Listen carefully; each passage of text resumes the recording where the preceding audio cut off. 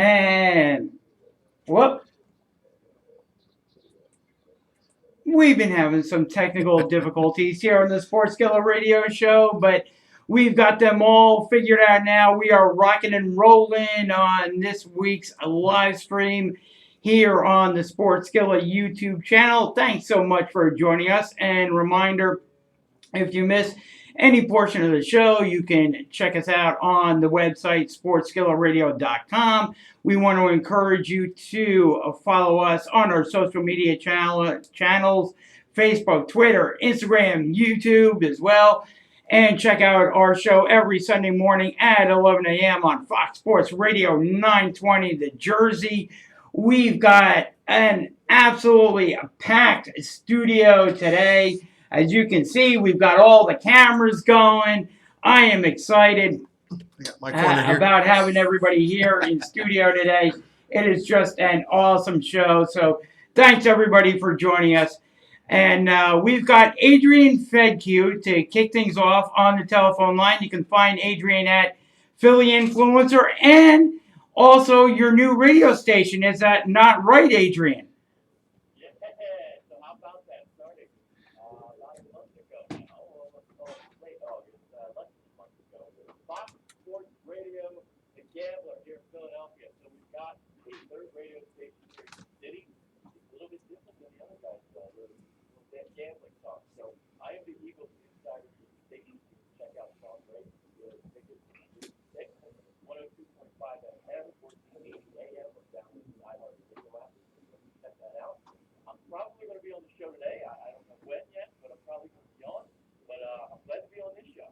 Awesome. We love having you associated with Sports Skillet as well, Adrian. We love your Eagles insights. So let's kick it off. Eagles won their first game last week. What were your takeaways from the Eagles game?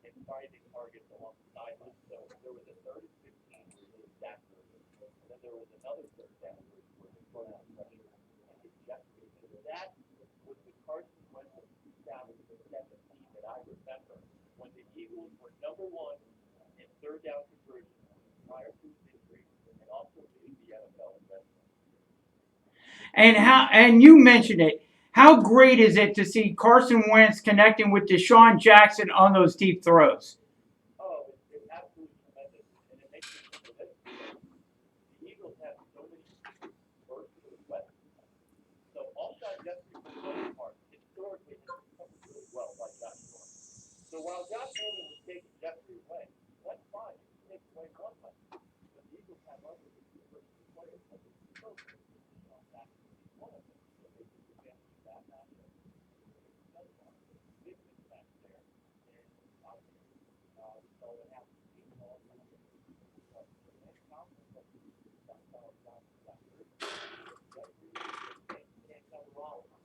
No, you cannot.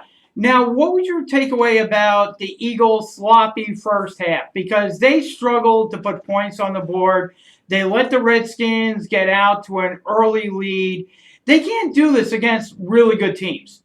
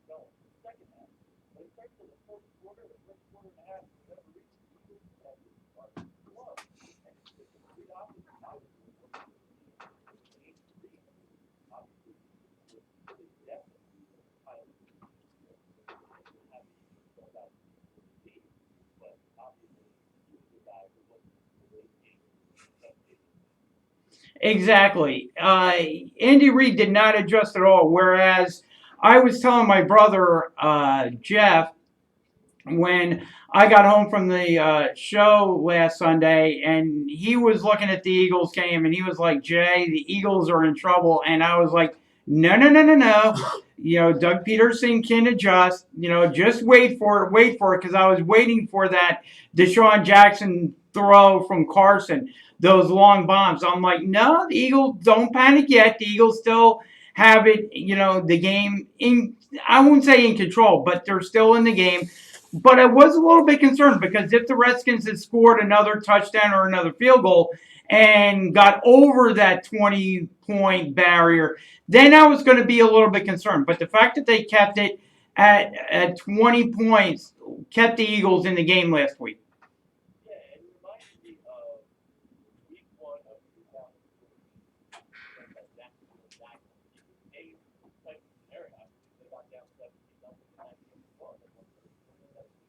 Yep.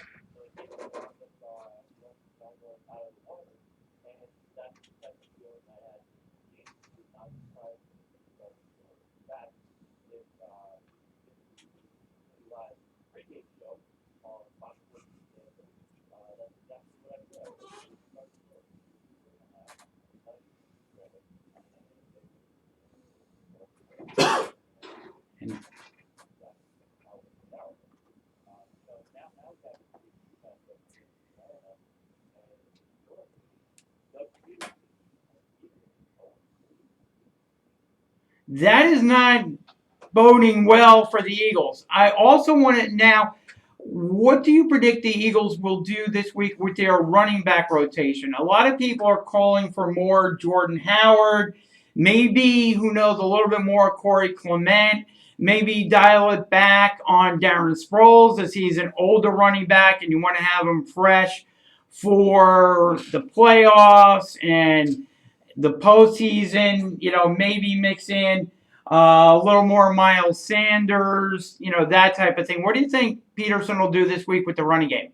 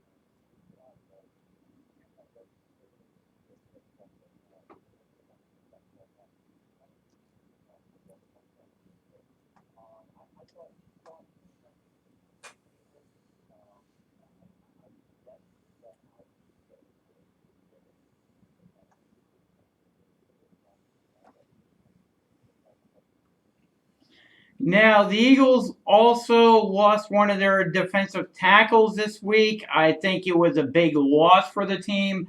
How do you see the defensive line responding this week against the Atlanta Falcons? Yes. Big free agent acquisition.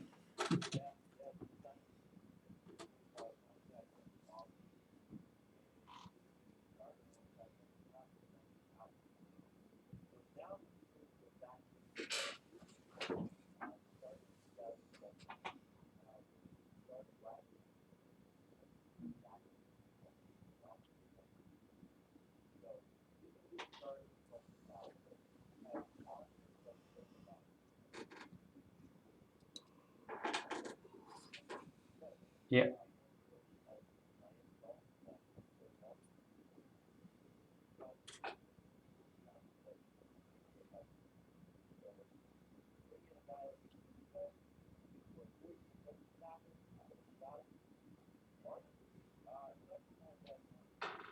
So let me answer this question real quick. Will you be the bitter bird on Monday morning, or will you be a happy bird on Monday morning? Uh oh.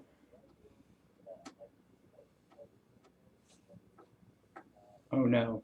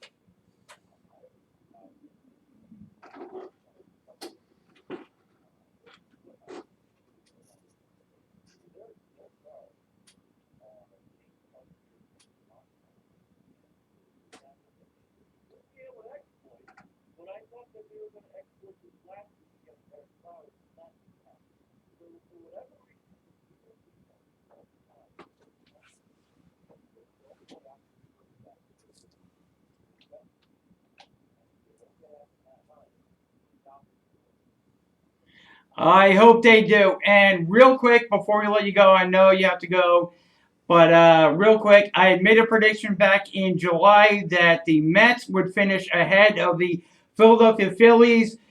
Adrian, we got you on the line. How do you think the Phillies will finish up, and will they finish behind the Mets?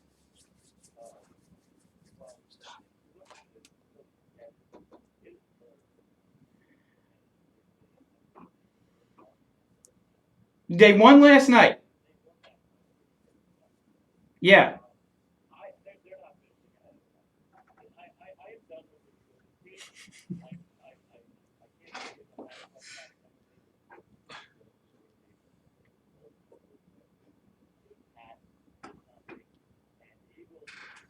The Phillies. Now, do you put more of the onus on Clintack, on McPhail, or on Gabe Kapler, or on the team?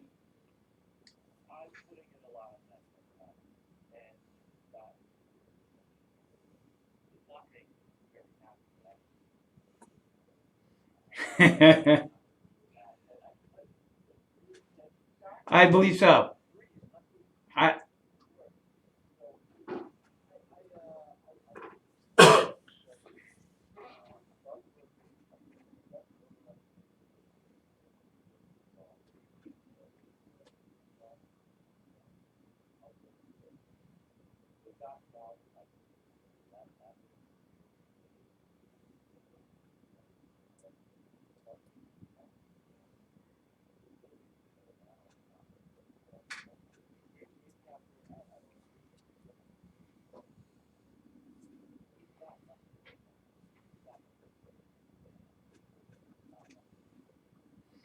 Gotcha. Adrian, can you let everybody know once again how they can find you on social media and also the great shows that you're doing on Philly Influencer and The Gambler?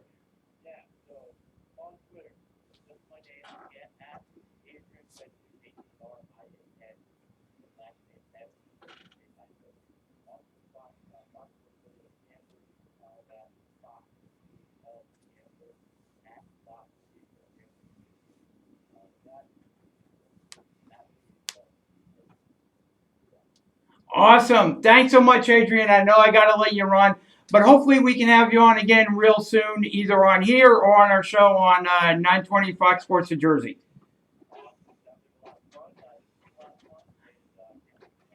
All right. Thank you so much, Adrian. Enjoy your day, enjoy your weekend, and hopefully come Monday morning, you are the happy bird. Awesome. Thanks so much, Adrian. Have a great weekend. Okay, and of course that was the bitter bird, Adrian. Thank you. On the new Fox Sports The Gambler in Philadelphia, our sister station out there. And of course, we want to thank you for joining us here on the Sports Skillet live stream. We do it every Friday afternoon from, of course, the studios here in Cherry Hill, New Jersey, Connecticut School of Broadcasting. We want to thank them as well for allowing us this studio. And of course, I am Jay, and I've got Jeff Scott in the studio lending his insights. We got Mike as well. And of course, we are happy to be joined by Coach Mark Moore. How are you doing, Mark? I'm doing fantastic. How are you, sir? I am doing good. Now, we've got you in the studio, and tell us a little bit about yourself, because we were recommended that you come in here from one of our listeners. Right. They reached out to me, and Patty Weber Bradley reached out to me. So tell us a little about yourself, because they were raving about you, her and her daughter. Yeah, awesome. We have a martial arts school in Washington Township called Underground Martial Arts and Fitness Center. And our goal is to help build a better future for people. And we build a bridge for that for them, using martial arts as a vehicle. So what brand of martial arts do you teach at the studio? Because I know there's different brands of martial arts. So what do you actually teach at the studio? Sure. We take a modern approach. So it's a little bit blend of mixed martial arts, Muay Thai, Brazilian Jiu-Jitsu, Krav Maga, boxing, American kickboxing. So we kind of take the best of everything, the meat and potatoes of what works, and we apply that to our system. But I believe the most important part of our system is our character education. You know, our goal is to help people not only to defend themselves, but also make their life better. So this way, when they leave our martial arts school, they make an impact on the world. Gotcha. And you're very against bullying, she wrote me. Yes, October is going to be National Bully Prevention Month, and 1 out of 4 kids get bullied every school year, and over 160,000 kids a day do not go to school because of the fear of being bullied. Gotcha. I want to bring Mike back into the conversation real quick. Now, Mike, as you saw, I asked Adrian a little bit about the Mets and the Phillies finishing behind them. He agreed with me. What do you think the Mets do this weekend? Well, I'm worried about the series because it is against the Dodgers. Dodgers are sending up their 3 best in Kershaw, Ryu, and I always forget the other one, but I think we can take at least 1. Hopefully we can take 2 out of 3 before we head in to face Colorado and Cincinnati. If we can take 2 out of 3 from Los Angeles, I think we'll be in good shape as far as the wild card goes. We got Milwaukee without Yelich taking on the Cardinals. We got the Cubs to deal with, and we got the Nationals to deal with. And Nationals have a tough schedule, as do the Brewers, as do the Cubs. So I think we can handle the Dodgers. Take 1 or 2 out of 3. We can handle. If you even get 1 against the Dodgers, I think the Phillies, and you heard Adrian say this, I think the Phillies are done, right? I mean, I pinned that on the entire staff, the entire team. We should just take the entire Phillies team and push them somewhere else, to quote SpongeBob SquarePants. Absolutely. I think the Phillies, just because of their schedule, because of their lack of pitching, I just think the Phillies are done. And I think the Mets are going to compete. I think the Phillies are going to fade. The Mets are going to compete for the wild card. You also have a NASCAR story that we're going to be putting out on the website as well. Yes, it's my preview of round 1 of the chase. It starts Sunday in Las Vegas under the lights. First time ever that they'll be racing at night in Vegas for the Cup Series. It's the South Point 400, 7 p.m. Eastern over on NBCSN. And my pick for that? Hey, you can't go wrong with Marietta, New Jersey's Martin Truex Jr. when it comes to the mile-and-a-half tracks. He's been so dominant on the mile-and-a-half tracks since he joined Furniture Row Racing. Now he's with Gibbs and their Cup Series program with the Toyotas, with the intermediate tracks. I think he'll win this one. Okay, so just this race. You're not picking him to win the entire Cup. You'll see my pick for the championship come my preview for Homestead Miami. Gotcha. I don't want to spoil anything. You'll get it round by round. Mike, that was brilliant. That is what we call a tease. So that people keep tuning in. And I want to keep the people tuning in for more. I'll give you my predictions round by round. 3 races per round until Miami. That's when you'll get my championship prediction. Okay, now I know you're also a Giants fan. Yes. So what is your prediction for the Giants this weekend? This weekend, I think they'll get their first win, 24-20. Really? Think the Giants can rebound and Eli can stave off the young quarterback? I think he'll stave off Daniel Jones for now. But if you see the Giants going 2-2 or 1-3 through these first 4 games, that's when Jones steps in. Gotcha. Yeah, I think the Giants are definitely struggled last week, but This is Kurt Warner versus Eli Manning all over again. 15 years later. Buffalo's a strong team. Buffalo's a better team than I think people have given them credit for. But they don't have good cheerleaders. That's why the Cowboys won last week. They were too busy looking at the cheerleaders. Come on, we all know we watch the cheerleaders. We don't care about the Cowboys. We watch the cheerleaders. Maybe if we have them play, they'll win more. Am I right? Someone back me up on this because I feel maybe. You watch them and you know it. You're getting no backup on this, Jeff. All right. So what no backup whatsoever. Okay. So what we're going to do, we're going to cut to a quick commercial break here, and when we come back, hopefully we'll talk to Mark a little bit more. Absolutely. All right. So stay tuned. We'll have Mark coming up after the commercial break. Cool. Oh, I love this commercial. It's great. All right. Good job, Mark. I'll come back. I'll talk to you a little bit more about your background. So you teach martial arts. I'm definitely talking to you after this. Cool. Thank you guys for coming. I'm sorry that we got stuck and started a little bit late. Well, I was able to help you, that's fine. Yeah. I was going to suggest all else fails, reboot. Yeah. Exactly. I should have did that first. Yeah, we should have. We'll remember next time. Yeah. Right, drive careful, guys. It was good to see you. All right, and you look into that. Maybe he can do when we can't come down. You can do a remote with him. Okay. Yep. I'm gonna ask Chaz on Monday, or I'll definitely talk to Chaz during the week. Okay. All right. Yeah. All right. Have a good weekend. Jay. Okay. You too. You want me to stay here, Jay, or move over? Okay. Yeah, you might want to. Hopefully, you have a 3-camera one set up already. Here. Which one is this? That is this one. Nope, that's you. That's him. That's it. That's it. Bye bye.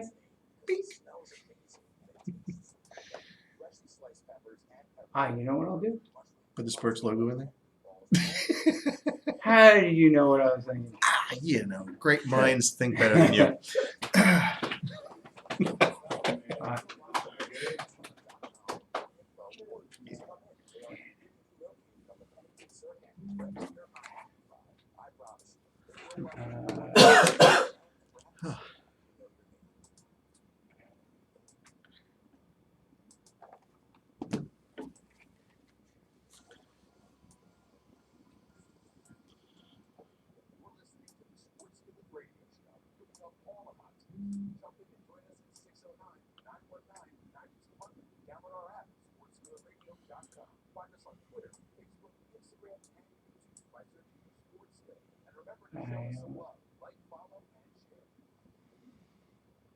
I know it's hard trying to figure that stuff out.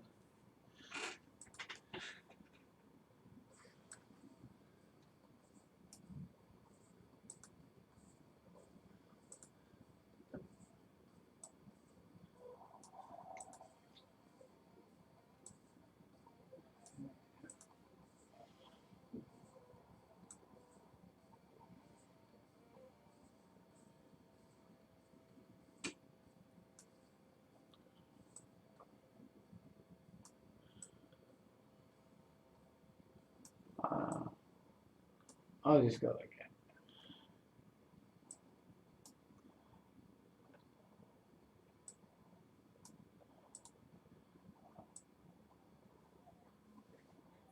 Here we go.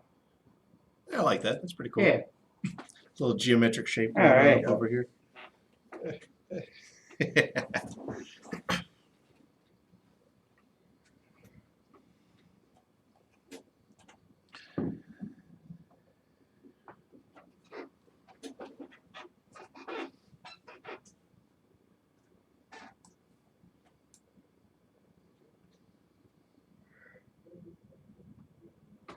And we are back here on the Sports Skillet live stream every Friday afternoon on the Sports Skillet Radio YouTube channel. Reminder, we have a big show coming up this Sunday morning at 11 a.m. on Fox Sports Radio 920 The Jersey. You can also go in and download our app at sportskilletradio.com. So wherever you happen to be on a Sunday morning, if you're out, you're driving around in your car and you can't get us, or you're far away, you're in another state, you can download the app and you can listen to us wherever you happen to be. Real easy to do. Reminder too, again, we have our pick'em pool going on. So you can join that.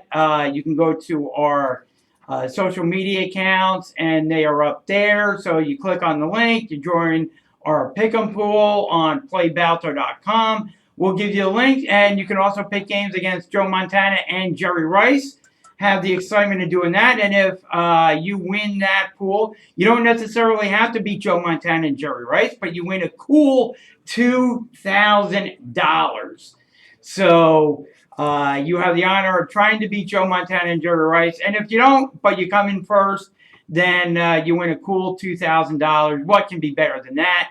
So, again, just go in. And we want you to share our social media sites as well, our posts, things like that. So go in, subscribe, like, follow, share, do all that, because we love bringing you the best in sports entertainment and all that fun stuff. So, unfortunately, Mike had to leave.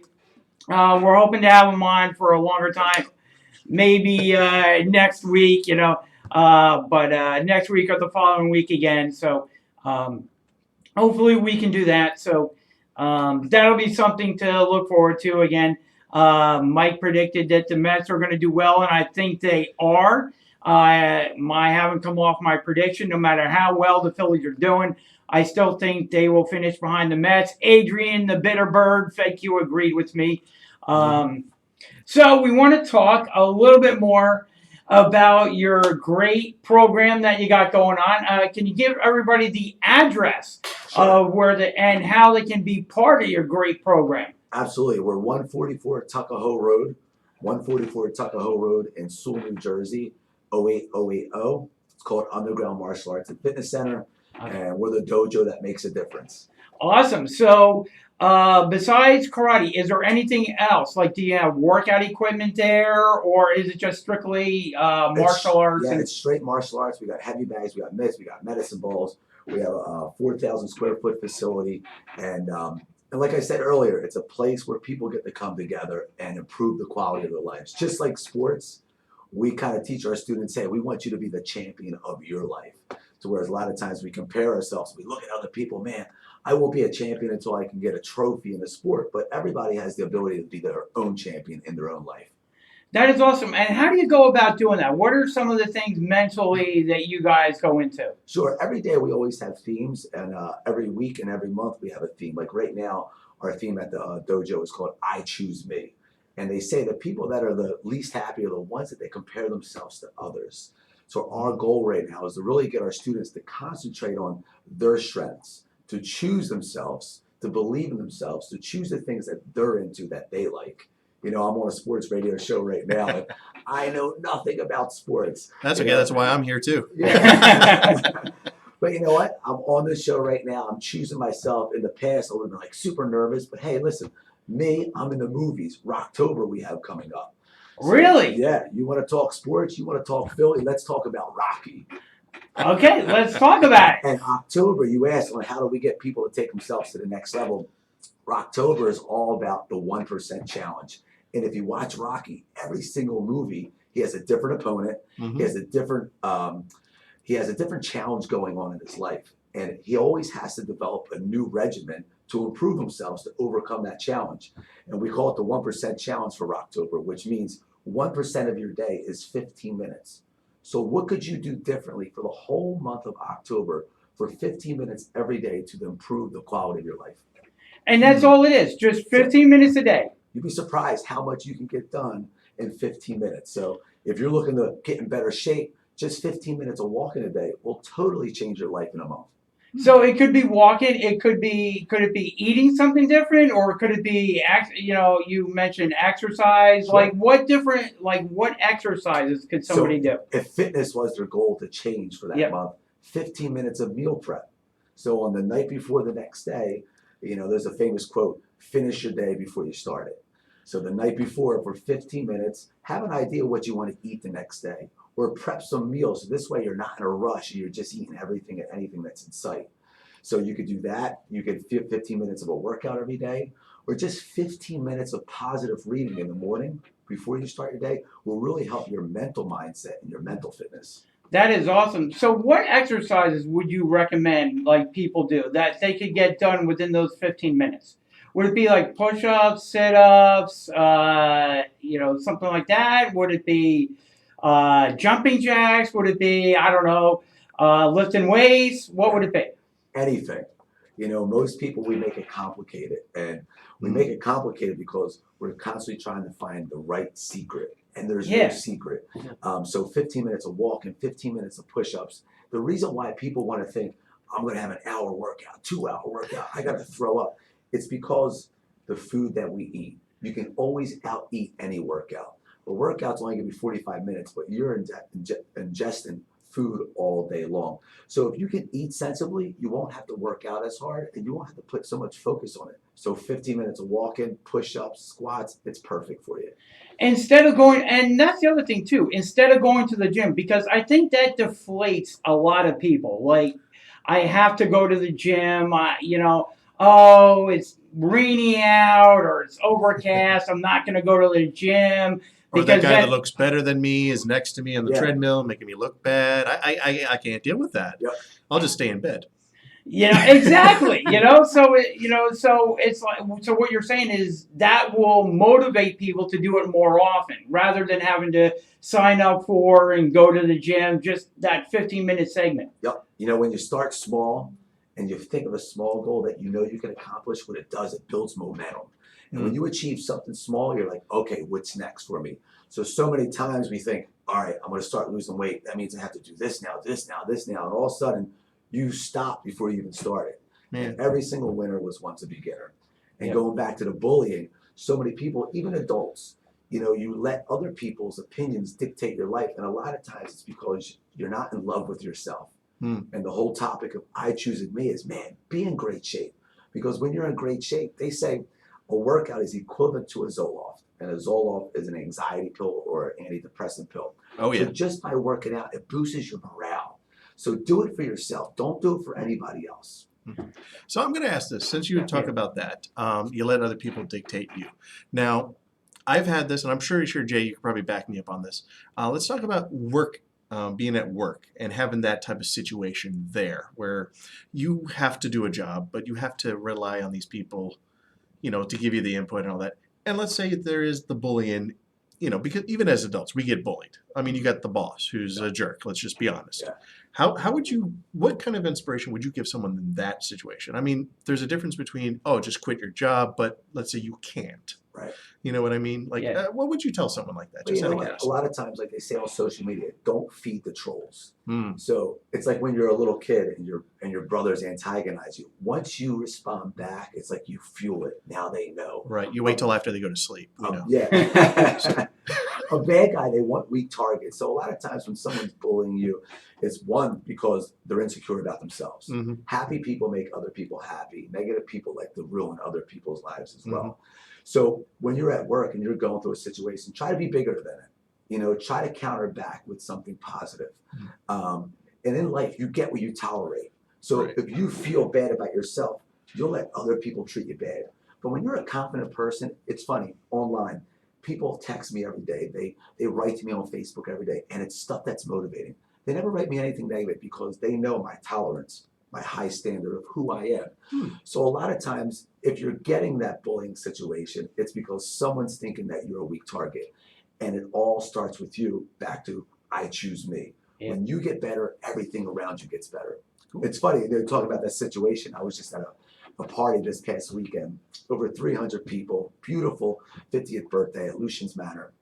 And I had this jacket on. It was a black tie affair. And it was silver, it was wild, it was black, totally outside my coolness. But you know what? I wanted to have a good time with the party. And I get there and everybody's loving it. But the photographer, he was having fun with me, but he kept it up. He was like, man, you look like a magician from Las Vegas. And I get it. I did. Yeah. All I needed was a tiger, and I was ready for a show. There you go. But he just kept it up. But I responded back every time. Yeah, give me a balloon. I'll make you a balloon animal. And, you know, when you counter back with confidence, they tend to look at you like, oh, you got confidence. You can joke with it. And they kind of don't keep it going. Yeah. My response would have been, I'll make you disappear. Let's find out. Well, I was ready to pull a rabbit out of you know what. That would be great. I'd pay to see that. Yeah. Like, hey, where'd that rabbit come from? So when somebody first walks into your studio, sure, what can they expect? They can expect the most powerful and positive atmosphere they ever been into. We literally have parents that come and we'll sit in the lobby and I'll say, your child's not here. Why are you here? And they will say, because I had such a long, horrible day. I wanted to sit in this lobby and feel the energy. Because when you walk in, the music's on, the energy's up. Now, what kind of music is on? I gotta ask you that. Oh boy! I used to be a DJ, so. This is gonna be good. We have quite a the jacket variety, but we do favor to some electric dance music, EDM. Rock, classic rock, and some hip hop. But I do not play Bruce Springsteen or Billy Joel. For some odd reason, I'm just not a fan of that. And they're like the best songs in the world. But we don't play, or country. Okay, gotcha. I'm out. No, just kidding. Okay, so they get that music playing, and they walk in. So already, and they can. I'm assuming they can see some other students in your class working out and doing some stuff. So what is the next step for them? Once they walk in and they hear the music playing, they see people, they see other students there. What's the next step? The next step is that we're going to find out what their goals are. Why are you here? What do you want to accomplish? And that's what's cool about the martial arts. Unlike other sports, you want to make the team. If you don't do well, everybody busts your chops. Like being on the radio today, sport. Are you a bitter bird? Exactly. Yep. I'm learning some things today, which is pretty cool. There you go. I was texting my mom, my brother. I was like, "Is Randall Cunningham still the quarterback?" So I'm way out of it. Actually, he's on the Hall of Fame ballot that just got released. Very cool. So I'm glad I brought up something relevant today. There you go. But you know what? On the martial arts mat, it's you versus you.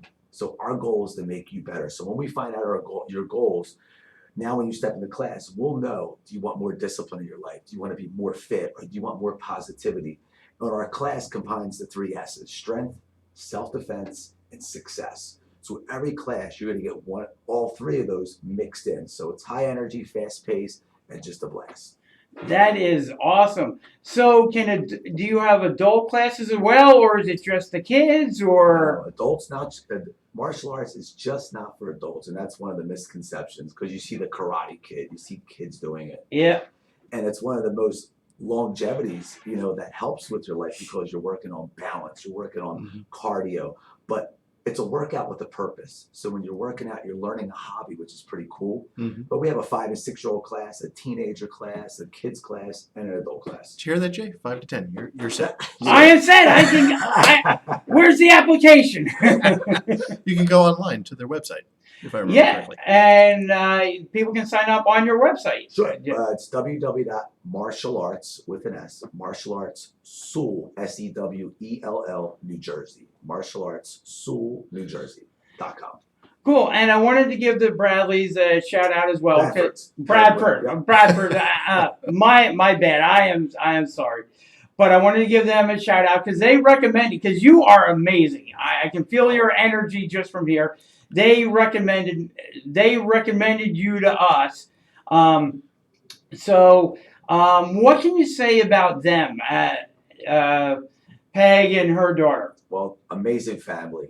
And I met Kirsten because Yes. I go and I do school talks on bully prevention and character building. And I'll walk out into the Right. school with the elementary school with a big championship belt on my shoulder. All the Wait a kids- minute. Go ahead. Is it a WWE It champion? is a WWE championship belt. All right. And now I'm even more a All fan right. of you. So I get out there and every kid's like, yeah, they see the belt and they're all jacked up. But then I go into this belt is a championship belt in life. You know, you may never make it on a team. You may never be in the NFL. You may never get a championship belt in WWE. But every single one of you could be a champion in life. And a champion in life is somebody that gives back and makes a difference. You know, when you do that, you feel good about yourself. And this young lady, Kirsten, I met her in elementary school. She was just sitting there listening to me. And she was totally inspired by those words. Yeah. Rarely people want to hear how cool you are and all your great things. They want to be a baseball champion, whatever. But she was inspired by the character talk, by giving back, by making a difference. And the next day she showed up at the dojo door and she was like, my daughter was at your seminar, your assembly, and she wanted to sign up because of this. Today she's a black belt. Nice. She's one of our elite leaders and she's one of our raving fans. Cool. That is awesome. So I think we touched on this during the last segment, but you mentioned that you were a former DJ. So how did you go from being a DJ into what you're doing now? I choose me. I keep bringing back that Yep. theme. And he Growing needs to up, make money, so no. That probably had something to do with it, Yeah, but yeah. I mean, but there's a little bit of a gap there between doing what you're doing now and being a DJ. Well, I started martial arts at the age of 13 because Okay. of being bullied. And I had one of the best instructors in the world, Sensei Rick Bissett, rest in peace. And he took me all the way to the age of 20. And then I fell in love with fitness. And then I fell in love with DJing. And now what I do today is I teach it the way I am.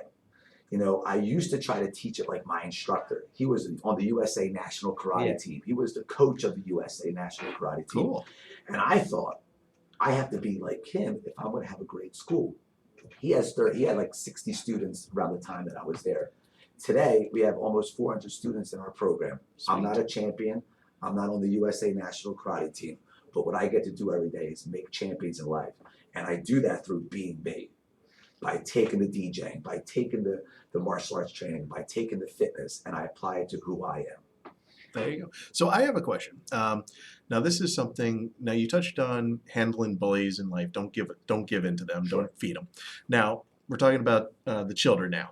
Now some schools have a zero tolerance policy. Now we all know defending ourselves. You have to defend yourselves when it comes to that. How do you handle, or what advice would you give a child who has these type of situations with a school that basically does not see defending yourself versus zero tolerance? Because that would discourage any child. I know personally, Right. because I've had that. My school when I was younger had that. So it pushed me to not, do something. Yeah. You know what I mean? What kind of advice would you give someone like that? That's a good Today. question. And we battle that all the time. And this is what we say. I got the Number hard one, question in. schools are black and white. Mhm. So they have to say everybody gets in trouble, whether somebody started and somebody didn't start it. Both get in trouble, unfortunately. But we tell our students, nobody, I mean nobody, has the right to put their hands on you. That is like a no-no. Yep. They can say whatever they want, whatever. Don't ever put your hands on anybody for that reason. But if someone puts their hands on you, you now have a right to defend yourself. Mhm. And this is what's going to happen. And I explain this in front of the parents. You're going to get suspended for a couple of days because you protected yourself. Now, that'll be the last time you'll probably get picked on because you stood up to a bully. A bad guy doesn't want one of three things to happen. They don't want to get caught, they don't want it to take too long, and they don't want to get hurt either. So you defend yourself. You may lose the fight, but if you show that every time you get picked on and somebody tries to hurt you, you defend back, they're going to know that you're a harder target. And once you get suspended for 3 days, your parents are going to take you to Chick-fil-A. They're going to take you to the movies because this is a celebration. Because so many kids get picked on and pushed and physically abused and don't fight back. And it happens every single day. And the third leading cause of death right now for a child from 12 to 21 is suicide. Mm-hmm. A bully can steal your life. I get the chills talking about it because my grandfather committed suicide. My father committed suicide. So it is an epidemic right now. And people's feelings and self-esteem is so low because they're comparing themselves to everybody else. Back to the I choose me. Yep. And you got to choose yourself when someone puts their hands on you to protect yourself. Absolutely. I love it. That's an awesome hashtag too. I love it. I Hashtag don't touch me or hashtag I Your first lesson's free. hashtag your first lesson's free. There you go. and you don't turn anybody away. There's no class that's too big. There's no reason for you to turn anybody away who comes into your dojo. We have people that are out of shape, in shape, rock stars, athletes, horrible athletes, kids on the spectrum of autism. So we have disabilities. It fits everybody's needs. Nice. I have self-development. one of my cousins has autism, so they could come into your dojo and you guys would work with them too. You know, autism, there's many levels of the spectrum, but as long as somebody can come on the mat, they can follow directions, and they can improve themselves, and that's what we're looking for. And we have kids that are autistic that are black belts now. We had one kid that was autistic, and in order to make it the black belt, he had to run a 9-minute mile. This kid took him 2 years to try to make that. He used to be afraid of the dogs that be outside, the birds, sensory issues, but he finally got it. Because when you get around people that believe in you, it's called borrowed belief, and that's what we do. Every student that comes in, we look for the good, and when you look for the good in somebody, it just builds them. So we're good finders, and we're all about encouraging people. Nice. So let me ask you this: what does it take to become a black belt? Every school's different. Okay. Yep, and that's why back to I choose me. Yeah. What's your end goal? What do you want out of life? Every radio show's different. Exactly. You know? That's for sure. So some schools are like, well, you got to do an MMA match if you're going to be a black belt. Or some schools are like, you got to be able to do a backflip in order to be a black belt. Our personal style is we're the dojo that makes a difference. I want my black belts to be able to have great character, be in great shape, be able to protect themselves, but also take their martial arts and make the world a different place. So we always are doing different type of events. We have an event coming up September 23rd. The Philly Fanatic is coming out to our dojo. Oh, really? Yep. This is there you This go. is gonna From be- 6 o'clock to 7 p.m. He's going to be there taking pictures with people. But here's the stipulation. The stipulation. Okay. That's it. Foster kids go from house to house with trash bags, and that's their whole life. Mm-hmm. So our goal is bringing used luggage or brand new luggage and bringing an amenity. So you can bring out a toothbrush, a positive poster, socks, t-shirts. So you'll get your picture, but you're going to bring something. You know, we believe that the secret to living is giving. So everything that we do at our dojo is all about giving back to others. We just raised enough money to buy over 230 sneakers for back to school for underprivileged kids. Nice. So that's what we want our black belts to see. And that's why Kirsten is such a Raven fan, because that's who she is, and that's why she loves our program. Cool. And Kristen, in her message to me, said, and you've said it here today a number of times, what happens off the mat is just as, if not more important than what happens on it. Hey, listen, I've only been in one fight. It was my older brother's. And that's why I started the martial arts. Yeah. I've been doing it since 13. I'm 39 now. And people can sense confidence from you. Yeah. Most likely you'll never get in a situation. All my students, I could probably tell you maybe 3 of my students out of the thousands that have actually used it. But every day you have the ability to make a difference through your character and through your attitude. Mm-hmm. And that's what it's about. And if you take 15 minutes out of your day, morning, afternoon, night, in just 15 minutes, boom. Rocktober, keep an eye out on our website and visit me either on Facebook, Mark Moore. You'll see me. I'm breaking back to sports. Yeah. I'm a little bit about sports. I broke a Louisville slugger with my shin for my 4th degree black belt. So that's the video you'll see underneath my name. Or on Instagram, Moore, 2 O's, Moore_growth. And I put up the challenge sheet and I put out videos on how to do it. And I just love to help anybody that wants to participate in the Rocktober challenge. Nice. Gotcha. And do you have a Twitter account as well, or I don't Instagram? do Twitter. So it's just Facebook. LinkedIn as well. LinkedIn. LinkedIn as well. So either Facebook or LinkedIn, they can contact you. Mhm. And the challenge for Rocktober is to take 15 minutes out of your day and just 1%. 1%. In any area of your life. It could be Yep. fitness, it could be your career, it could be your own personal growth. And just like Rocky, he had to fight Apollo Creed different than the Russian. Yep. He had to fight Rocky 3. Who was the opponent? Do you guys That know? was Mr. T. Mr. T. Yep. And who did he wrestle? Hulk Hogan. Hulk Hogan, right? So that was different than Tommy Gunn in Rocky 5. Exactly. So the only thing that's consistent in somebody's life, sports, personally, is change. Yep. What's not consistent is your progress. That's up to you. And our saying right now is, my success and attitude are my responsibility. So the Rocktober. I love that shirt, by the way. Yeah, That's awesome. Oh, yeah. I'll get you one. The Rock. Here, I got extra wristbands for you guys too. Sweet. The Rocktober is all about taking responsibility for your life.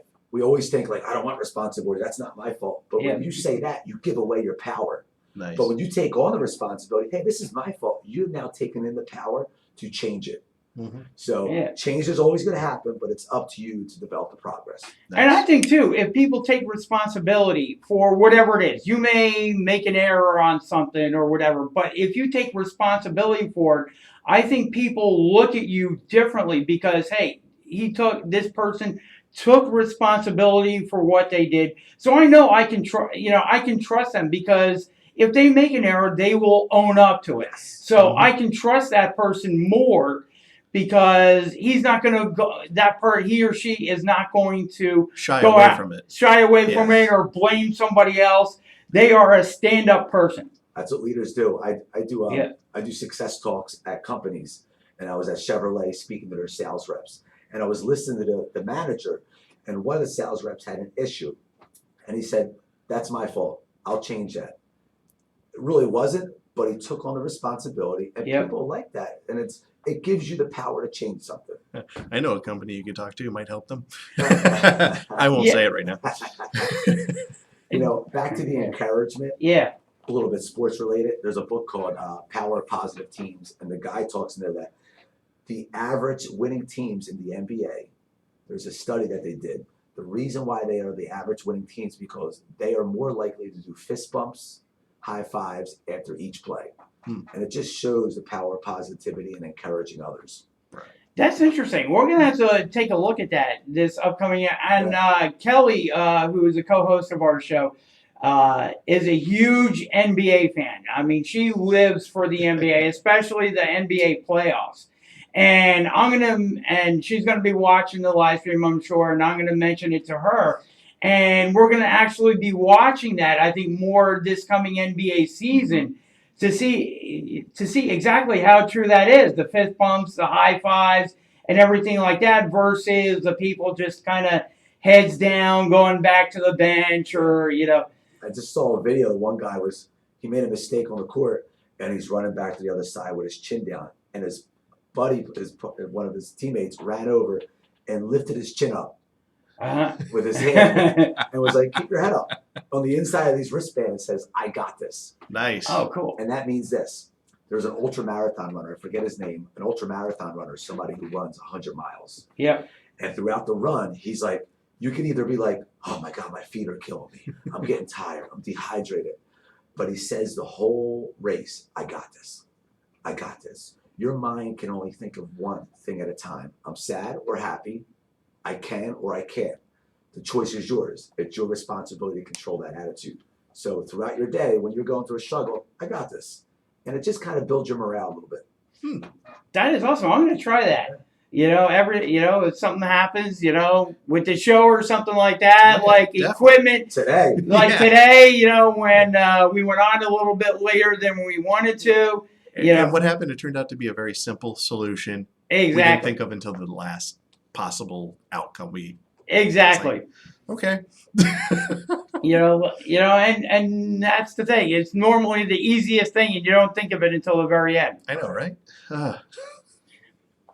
So, Mark, let me ask you to give your website out again, the address and phone number of your studio, and Absolutely. all the information. Underground Martial Arts and Fitness Center. It's in Washington Township, and the address is 144 Tuckahoe, Tuckahoe,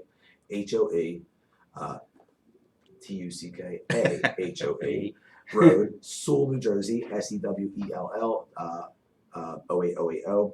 And the website is www.martialarts with an S, martial arts, Sewell, SEWELL, New Jersey.com. Cool. And as for the 15 minutes a day and your challenge, do you want people writing into you each day as they accomplish that, or? Now, what we do is Okay. we give them on the challenge. It's just Okay. one sheet and there's a calendar on it. Okay. I read a book called The One Thing, highly recommended to your audience. And in The One Thing, the guy talks about Jerry Seinfeld. Love Jerry Seinfeld. Yeah. Jerry Seinfeld, what he does is every day he writes jokes, whether he's in the mood or not in the mood. And what he does after he writes the jokes, he puts a red X on his calendar. And that red X, he starts to form a chain link. And now it's a visual. Man, look what I'm doing. I got some great momentum. And the day that he doesn't feel like doing it, he looks at the calendar and goes, if I don't do this today, there's going to be a gap there. I'm going to ruin my streak. So on the calendar, your 1%, your goal is just to put on your refrigerator, whatever it may be, that you're going to do extra for 15 minutes a day, put an X. And you want to go throughout the whole calendar. So this way you can see that you're empowering yourself, you're proud of yourself, and you can see your progress. Nice. That would be awesome. You have a on your website, if I sent you the form, would you be able to put it up for your viewers? Absolutely, without question. And we'll tweet it out on our social media accounts and everything like that. Absolutely. We'd love to do that. Nice. Absolutely. Maybe I'll come in, we'll do a Rocktober edition, we'll get everybody fired up. Hey, Yeah. absolutely. Jay, I love. Why don't we do an on location at the studio? Can we do something like that, maybe? We could probably do something like that. Absolutely. Or maybe that day we can get people to get committed online. Maybe we can do it live on Facebook. Oh, that'd be cool. And Okay. people can post in what their 1% challenge is going to be. And see Jay get thrown around. This would be great. I love this idea. Exactly. I'm Oh, pumped. oh, We'll you do a know. boxing match between you two as well that day. Nah. No, we wanted it to be a challenge. Maybe me and Jeff. What do you think? Celebrity Me boxing match. and my brother Jeff. What do you think? I give the odds to my brother Jeff. Well, I mean, just because he has the height, you have the lower mentality, so he can't. See, really my throw brother down. is like an offensive lineman. He's right, like, right behind there. You can see. Yeah. Oh, okay. See him. He's the Yep. tall one up there. So. yeah, that would be my brother Jeff behind me there.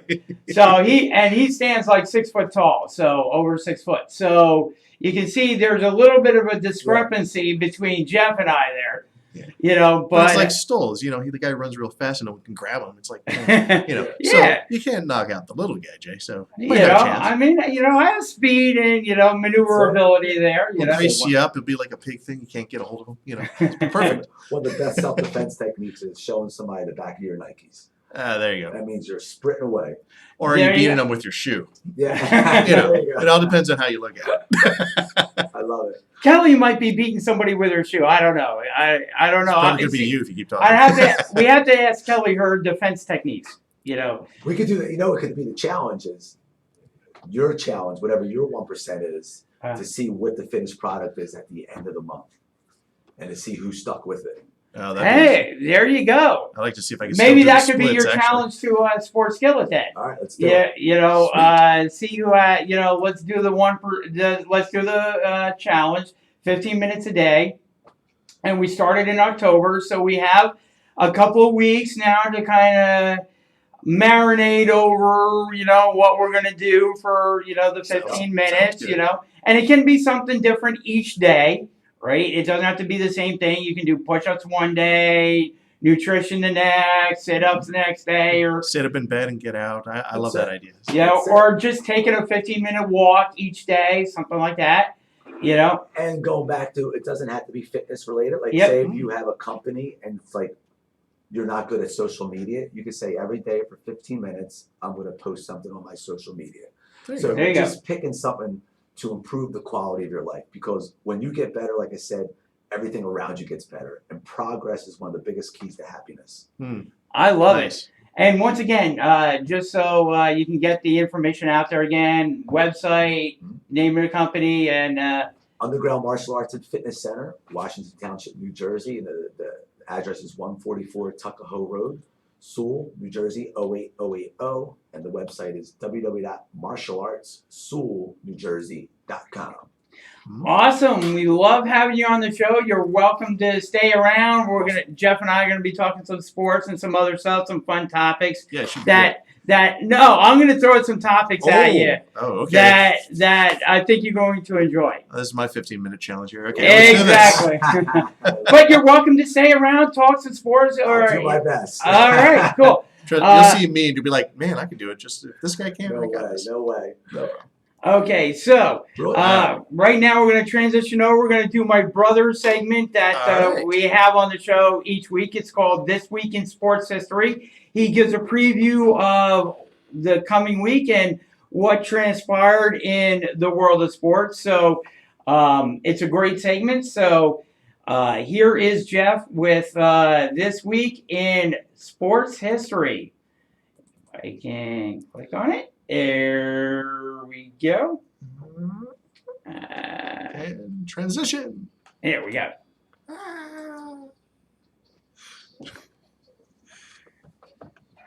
And lights are off. And how many minutes is this? I need to run down the hall real quick. How many Thank minutes? you, gentlemen. I appreciate it. Awesome. no Thank problem. you. I love it. Let's do I think that'd be really cool. Yeah. Bring in some new viewers, and what I'll do is I'll tell my students. We have so many, we have a lot of families and stuff like that. So you get more fans on the show. That'd be cool. Yeah. And if you wanted to do like the live stream or anything like that, or something from Maybe the week before okay. of October, or maybe. How long do I have, Jake? I'm gonna run You have a while. Okay, so I'll be right back, guys. Yep. Sorry. I told you this one. It still does not help. But yeah, I mean, we could, because I have the camera and everything, so we could probably do as long as you have like internet access or Wi-Fi or something like that, we could probably do the live stream. At my place or here? Your place. Oh, really? Yeah. Cool. We could, like if you wanted to do that, the week before or whatever. Would that be on a Friday, like your time, like this right now, at 11 a.m.? We could do it maybe on like whatever kind of works for you. A Friday, probably wouldn't be this one. It would probably be maybe like a little bit later. I would say maybe on like a Saturday, maybe. Might be good, something like that. Well, we have our morning martial arts class. Okay. Maybe we can kind of have that going on in the background, the adult martial arts class. It's just That something would to be kind of pretty watch cool. a little bit, or Yeah. I don't know, maybe we can stop and discuss with them. Some Do of you their have any goals. classes on like Saturdays or? Saturday morning at 8:15 is the adult class, Okay. and then 8:15 to 9:15. Then I have a break from 9:15 to 9:45. So maybe that quick little break Okay. or something. So maybe we can have at the end of the class. We can have my students, adults, kind of sit back in the audience a little bit. Maybe we can That- ask them questions. Hey, what should be your goal? That would be really cool. Yeah. I think it's really neat. Yeah. Right. 'Cause people love challenges, Oh yeah. so I'm all about it. Yeah. Oh yeah. All right, we'll keep in touch. Okay, sounds I good. appreciate it. Thank you for Absolutely. being on the show. Very kind of you. What did you say your Facebook was again? Mark Moore. Because I think did I send you a friend request or no? No. Okay. You put it in. Mark M-O. Okay.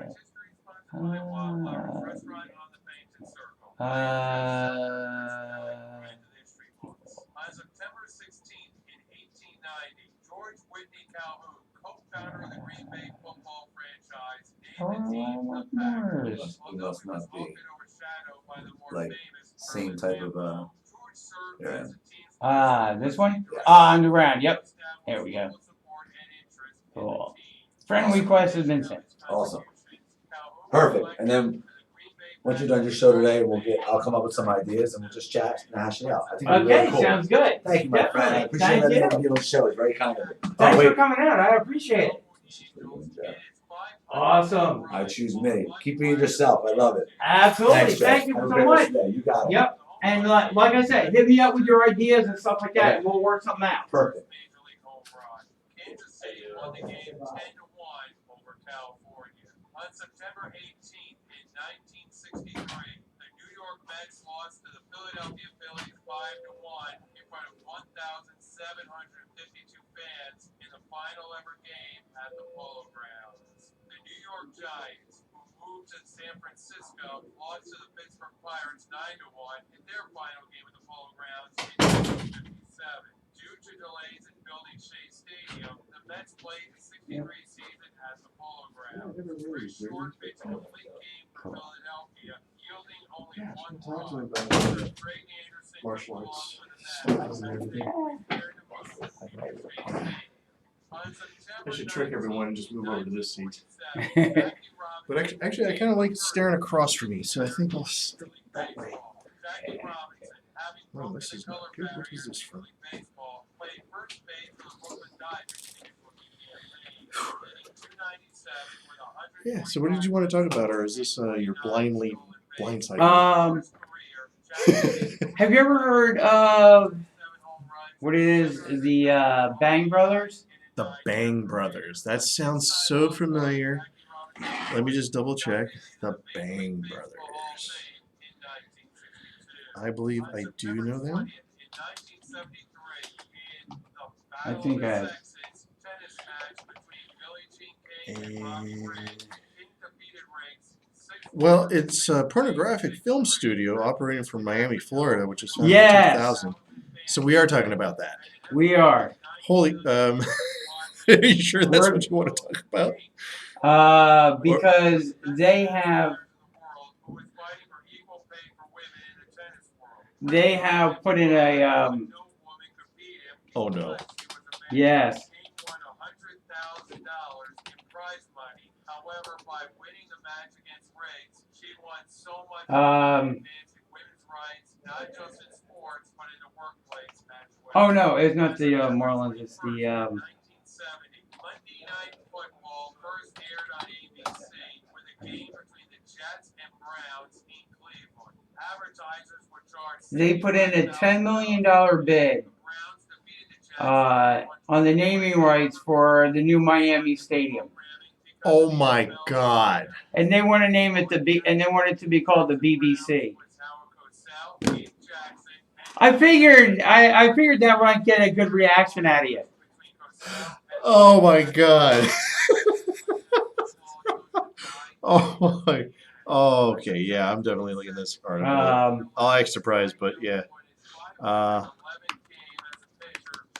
I'll bring it. Yeah.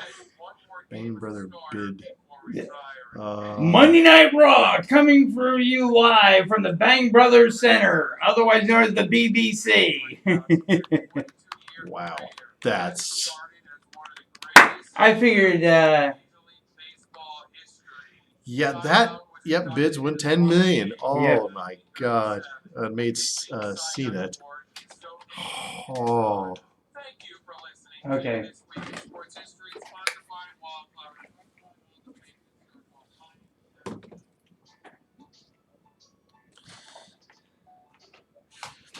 If you do, I'm making a joke about this as a family show when you ask me about it.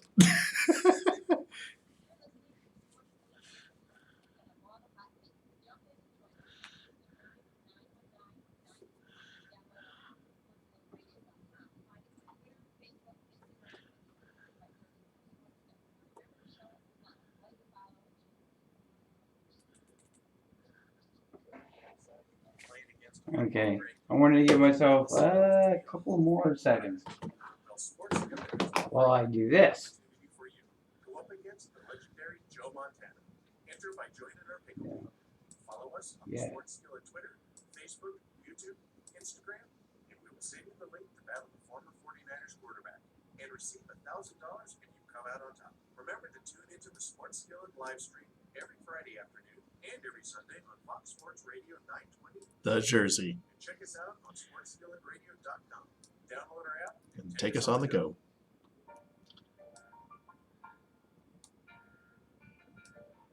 Remember the TV show Cheers, where everybody knows your name? Never been there, but every time I walk into Wildflowers restaurant on Pennington Circle, I feel at home and that I belong. Friday night, I headed over to Wildflowers, and even though it was packed, I easily found a seat at the bar and got cozy with 17 TVs. Baseball, golf, entertainment TV, you name it, including all NFL games. The bartender Dave suggested I order the Buffalo Wing Sampler, and you could tell he was a fervent fan. But reviews on Wildflowers and restaurant Facebook page demanded I tried the garbage truck pizza, and Kelly had just arrived and promised to help me dig in. Then it came. Garbage truck pizza does not live up to its name because it smells amazing and it tastes even better. freshly sliced peppers and pepperoni, garlic, I like that shot. mozzarella, and meatballs all cooked on this incredibly crunchy and warm double crust to hold it all together perfectly. Heaven, especially with one of their 23 beers on tap. Wildflowersinrestaurant.com. American Airlines Arena. Huh.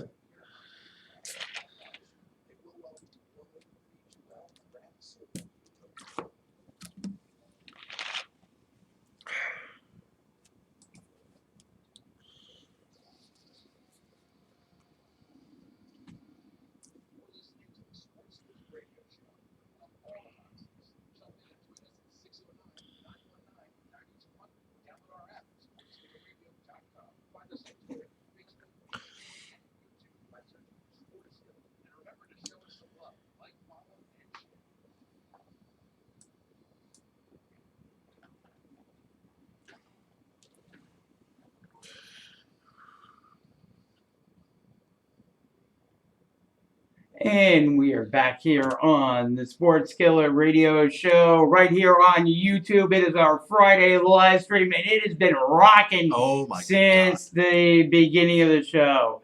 I love it. I think we've had a pretty good show today. What do you think, This Jeff? has been great so far. It's awesome. You know, it's great having Mark here. Yeah, turn my mic up. I want Yeah. people to hear me. That would help. Yeah, in fact, we'll just turn this one off because you turned on the wrong mic. That's it. But yeah, it was great having Mark here, getting that insight. That was great.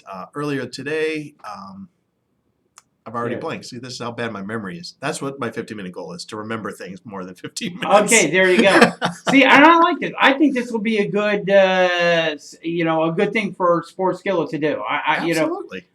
And we have somebody who's going to be honest, come the beginning of October. Hey guys, he's going to be dialing us up on Facebook and everything. So Yeah. he's going to be checking in and, hey, did you guys come up with your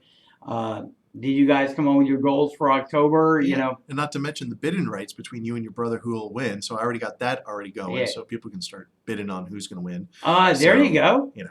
I love it. Good, because I'm voting for your brother. Sorry. Well, you may be right there. A lot of people are, from our former job, I'm sure a lot of people would take that advice and, as a sport, handicapping this the way you are, I think a lot of people would follow your lead from our last job. I know Glenn, who follows us, would probably agree with you, a mutual friend of ours. So I'm sure he would agree with you there. And pick you up and use you as a pinata. Exactly. But yeah, this show's been going great. So I can't wait for how much longer do we have? We'll go for a little bit longer. A couple of kick us out. Exactly.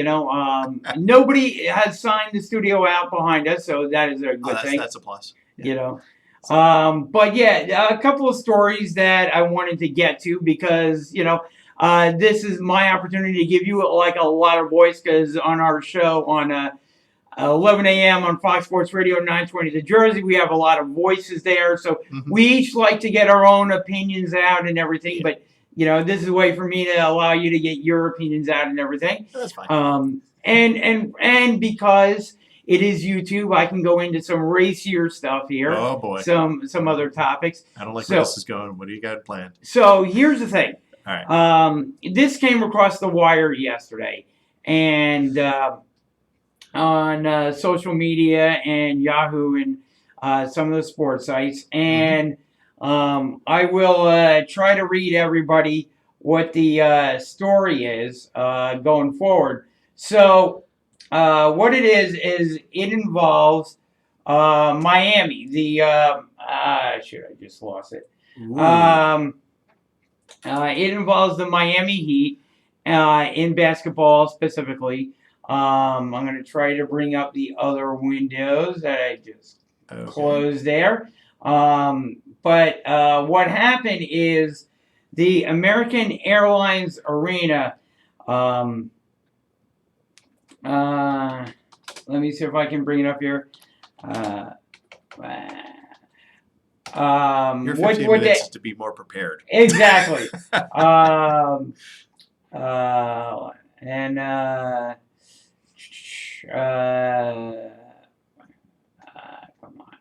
on. Here.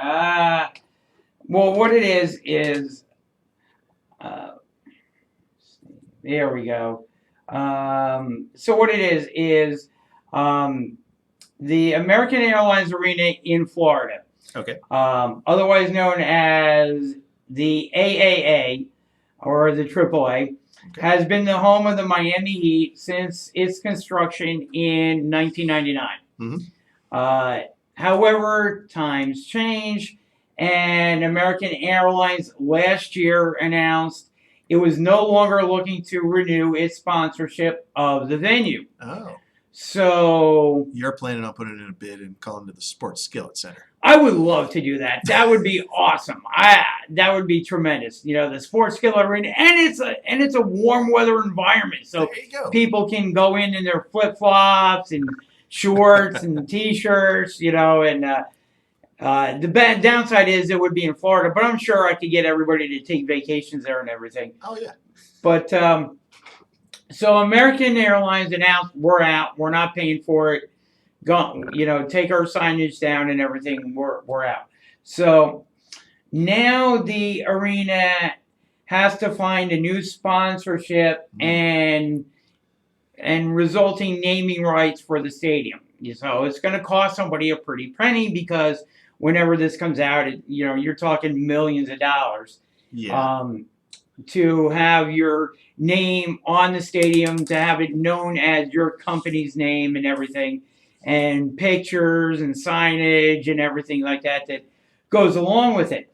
So, noting that this is now up for grabs, the Bang Brothers have gotten into the mix, and I will let our listeners out there go and search. Well, I will say Well, no, this is a family show. Please do not search that. Okay, no, Do don't not search search it. But I can. We will just tell you right off the bat what it is. It's an. How we know, don't ask. Yes, but it is an adult website. Exactly. Yes. So if you research it or have your kids Yeah. No, please don't. If you do, blame Jay, Yeah. Sellner, host of Sports. No.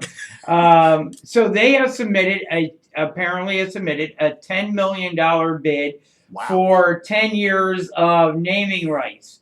The company said via tweet that it wishes to call the venue the Bang Brothers Center or the BBC. Well, there goes our English listeners. So, for those that don't know, the BBC is the British Broadcast Corporation over Yes. in London, England. Basically, they're the only station over there because they only have, 10 channels? yeah. Unlike us, which we have thousands and nothing's ever on. Exactly, So, they even dedicated a site for the center, for the bid for the center to keep people updated on how's it going and Wow. Tweet out updates and, all that stuff. So, yeah, they are now involved in that. So I wonder, how many other bidders they are and if the arena or who's ever in charge of sorting out what bid is going to win, I know. is just secretly hoping that there is another more profitable bid coming in for another company, Yeah, be it a I hope so. bank or Something because 10 million, that's hard to beat off. I mean, you just Yeah. can't. do that. exactly. And you know what? Now that I think about this, Disney on Ice is going to be very interesting this year. Could you imagine? And I'm trying not to, but Disney on Ice coming presented to by the Bang Brothers. Bang Brothers Arena at the Disney on Ice at the Bang Brothers Arena. Or Bang Brothers Center, remember BBC. Yeah, Bang Brothers Center. Oh my God. I'm glad the circus, Ringling Brothers and Barnum and Bailey has gone out of business, but could Ringling Brothers and Barnum and Bailey, Yeah. presented by the Bang Brothers Center, I mean, there's so many Monday jokes Night there. Raw coming to you live from the Bang Brothers Center. SmackDown live Oh, from the God. BBC. SmackDown Raw. Wow. Let's just. I think our listeners can get all the in jokes we're talking. Yeah. We're Yeah. alluding here, but I'm not going to say them. Yeah, I mean, but Oh my God. I gotta believe that the arena because they're gonna have to call it something. You can't, Yeah. you're gonna and the signage. Now you know Mm, this the signage is going to be determined probably collaboration, but Yeah.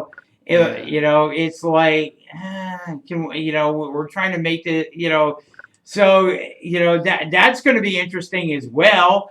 And you're gonna so can you so if they do win the bid, can you have family friendly events at that arena? yeah, it's Yeah, like how do you even get past that? yeah. Like, I mean, it's just it boggles my mind because It, there's going to be so many groups out there going, no, Yeah, and how does the arena sell other sponsorships? Like exactly. Like, yeah, Disney, huge one. I'm like, I'm surprised they're not jumping at this to say, hey, we're just buy the place outright because they bought everything else. Why not? Then it could be the exactly. Disney arena. Hint, Yeah, hint, Disney. didn't they buy one of your favorite things, the comic book guys? Huh? Didn't Disney buy the Marvel comic Yeah, book guys? yeah, And, they bought everything. oh, okay, so But no, they own Marvel okay, themselves. They're now incorporated into them, Marvel Comics. They which have, people don't like. well, there's some people that do like, and then some don't. And ironically, when you really get down and dirty about it, they do have a stake in DC Comics also through Time Warner, if I remember correctly. But you have to really get down in there to find that connection. The Miami Heat getting down and dirty with the Philadelphia 76ers at the BBC. Oh, There we go. Another promo coming. I mean, these are the things that may be having to deal with now. Yeah, well, maybe you'll have to get them to sponsor the show too, and then we could be down there as the Skillet at the BBC. there you go. You know. Take a trip down there, but I mean, That's going to be interesting to see. It is. I mean, I gotta believe that that the stadium is just hoping some other company, give me 12 million, give me 11 million, give me even if it's $1 million more. Well, does it Yeah. have to be the highest bidder, or is it like whoever puts a bid in, someone just goes, you know what, we're going to go with this guy for 1 million because we like their name better. I mean, you can choose probably anything. I'll tell you what, I'll throw my bid out there for $1 Yeah, I mean, for the stadium for myself. We'll just call it the Jeff Scott Center, JSC, and there you go. You won't have to worry about the Bang Brothers. exactly. Beat that, guys. Yeah. Exactly. Now, there was another hot story that came out this past week. Okay. This girl who was part of her swim team, Mhm. an excellent swimmer, has won numerous awards, and she was swimming in an event, and she got out of the pool after winning, and she had Uh-oh. it was a girl in Alaska. She was part of an Alaskan swim team, and she participated in an event, got out of the pool, and she had I guess she had maybe like a wedgie or something like that, or something like that with her swimsuit, or whatever. In any event, the judge disqualified her because he said she had too much of a tushy showing. And you look at the way women, girls in women's swimsuits are cut or whatever. And sometimes you can't help it, and sometimes guys can't help it. You're swimming in an event, and it happens. And she won the race, and has won, and it hasn't been an issue before. But that judge on that particular day decided to disqualify her because of her swimsuit, and this sparked a social media outrage. Oh yeah, it would too.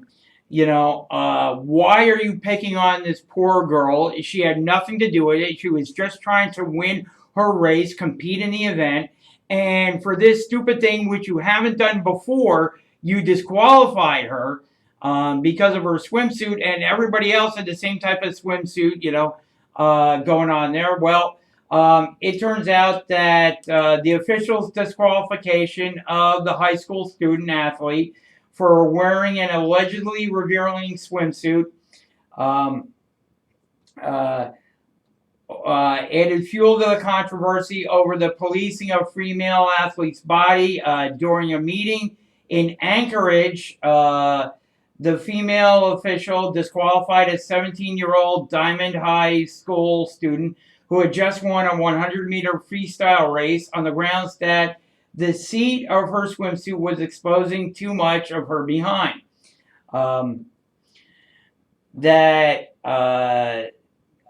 Swimming coach, who is a friend of the girl's family, said that she believes that the girl stands out only because she is fuller figured.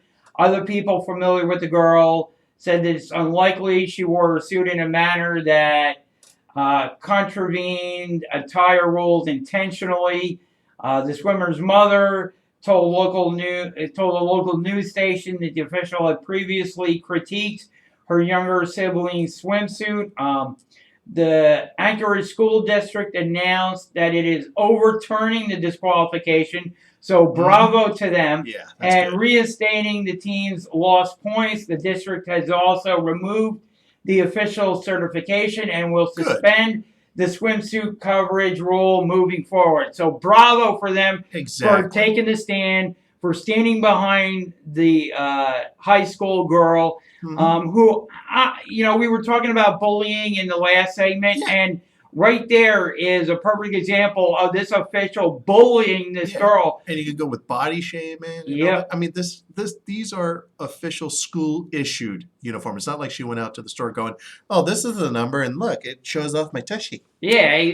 No, it's not like she did that. Exactly. And she had to have been feeling like totally depressed, ashamed, saddened. I mean, because she won the race. She's won numerous awards. Exactly. And for a judge to say that to her, it's like nothing. And she couldn't control it because she's in the water. And the official did not even go to the coach before disqualifying her. Just like, "Oh, I can see your butt, so you're out." Wait, what? Just because I'm full figured? What's up with that? Exactly. I didn't make this suit. I just have to wear it. Exactly. So, so bravo. I got to give credit, because a lot of times these schools are kind of like looking to pass the buck and pass things off, and we'll see how it plays out in a court or something. Or in this case, pass the butt. But and I'm bravo for them for doing the exact right thing, taking a stand, and removing the judge, because this judge obviously had issues, should not have been given the credentials that he was awarded. So bravo for them, and I hope it stains his career moving forward and he's not able to get an umpiring job anywhere because he obviously makes a lousy official. Exactly. It makes me wonder, what else has he officiated? And, it puts all that stuff into question. It's like his other judgments before that. Exactly. Exactly. And the other big social media uproar, too, a couple of them, too. All right. First, we got Antonio Brown. Now, we're going to be talking more about this on the show on Sunday morning at 11 a.m., I'm sure. But, we can talk about it certainly here as well. And the dealio there is that a woman has accused and this is something that came up this past weekend, New England Patriots wide receiver Antonio Brown. Isn't that weird saying that together? New England Patriots player. I still Antonio Brown. But anyways. Of forcible rape. She filed it in civil court, not criminal court, so no criminal charges are being brought against Antonio Brown. It is a civil matter. The difference between the two is in a civil court, the burden of proof is a lot less. There is a lower threshold for proving someone guilty of what you're charging, but you still have to prove them guilty of what you're alleging that they did. So this girl has brought charges against New England's Patriots wide receiver Antonio Brown. So his saga goes on. I'm sure maybe he wanted to kind of put things behind him. I know the Patriots didn't want anything controversial coming out. I mean, certainly the Patriots. You mean they didn't see this coming? Well, I mean, and that's one of the questions that people are asking right now. I mean, I'm sure that what they saw coming is maybe a team like him railing against Brady, or I'm not getting the targets. I'm simple not shenanigans. getting the touches. Something simple that or something simple like that. That is very easy to deal with Surprise! internally. Not anything like the helmet or reeling against your general manager, which in this case, would be Bill Belichick. But, it's something simple that they could handle internally and move on and shove underneath the rug. But when you're accused of rape and somebody's bringing that charge against a player, that's something that you really can't, push underneath the rug, although the Patriots are going to try their best to do it. You look at what happened to Robert Kraft right before last year's Super Bowl, and that's kind of being ignored now. And some people, I think we may have moved past that, or maybe that's kind of still going on a little bit. But so you got that whole issue with Robert Kraft visiting a massage parlor, and they kind of swept that under the rug. But now this has come out with Antonio Brown, and I'll let people again go to the social media and the websites for the exact explanation from the woman and for Antonio, because a lot of that is very graphic in nature, but it is spelled out on social media. So now you're the Patriots, and you just brought out the question, well, these charges may have been coming down the pipeline. Shouldn't Antonio Brown or maybe his agent, known that these charges are coming down the pipeline, have an inkling that they were coming? Maybe something had gotten filed already in court and it just hadn't gotten out, but there was something, so maybe they should have divulged this to the New England Patriots, or maybe it took Antonio Brown got blindsided by it. I can't believe he did. No, he actually knew this was coming down the pipeline, even when he was making his agreement with the Patriots. But with an agreement with the Taylor camp, they said they would not talk about the case. Okay. So because of that, when they were talking to the Patriots, they couldn't divulge that. Yeah. So it's a question of, did they know about it ahead of time, before or something, or had an idea? We don't know. Well, you can't. But the basic is they may have been able to hint around it though. They may not have been able to mention the case or who's involved.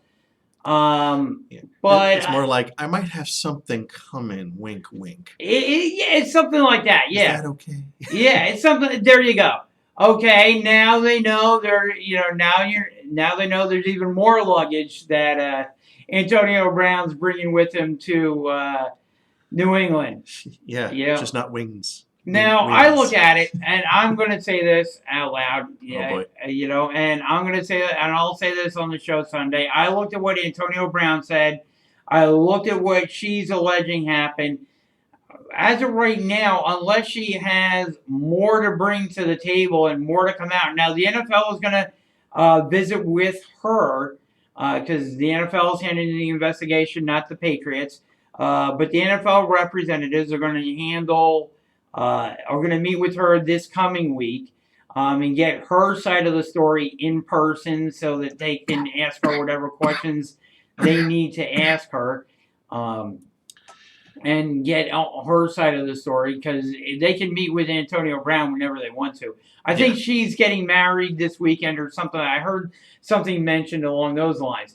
But they'll meet with her this coming week and get her side of it. But just right now, from what I've read from both sides, I'm kind of and I know how volatile Antonio Brown is. I'm actually on Antonio Brown's side in this one. I know he has a tendency to do volatile things, and I know he's very unpredictable.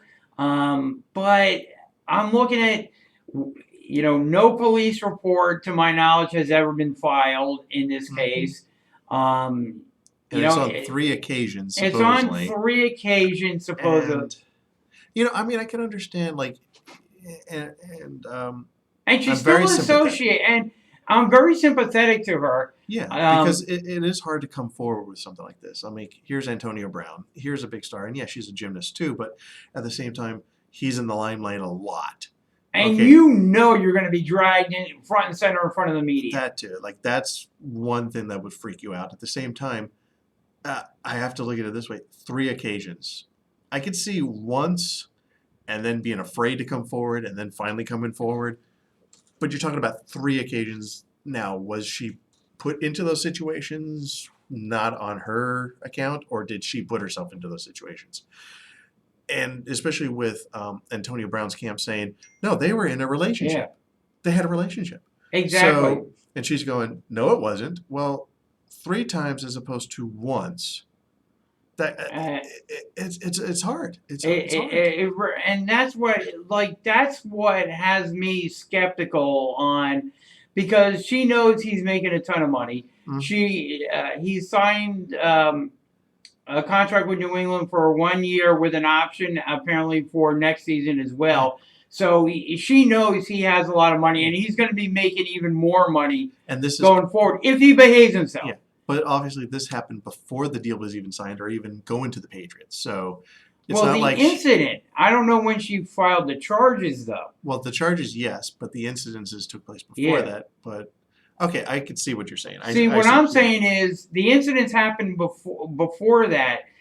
But when did she go ahead and say, "Okay, I'm going to file the civil lawsuit against Antonio Brown"? And again, there was some apparent distrust or between the two of them, and again, my feeling is this: like, if it was one incident and she was being traumatized from that incident, but again, she kept. If you're charging him with 3 separate, if you're saying there were 3 separate incidents, that to me means you're putting yourself, or you're allowing yourself to be put into that situation with Antonio Brown. Like, as soon as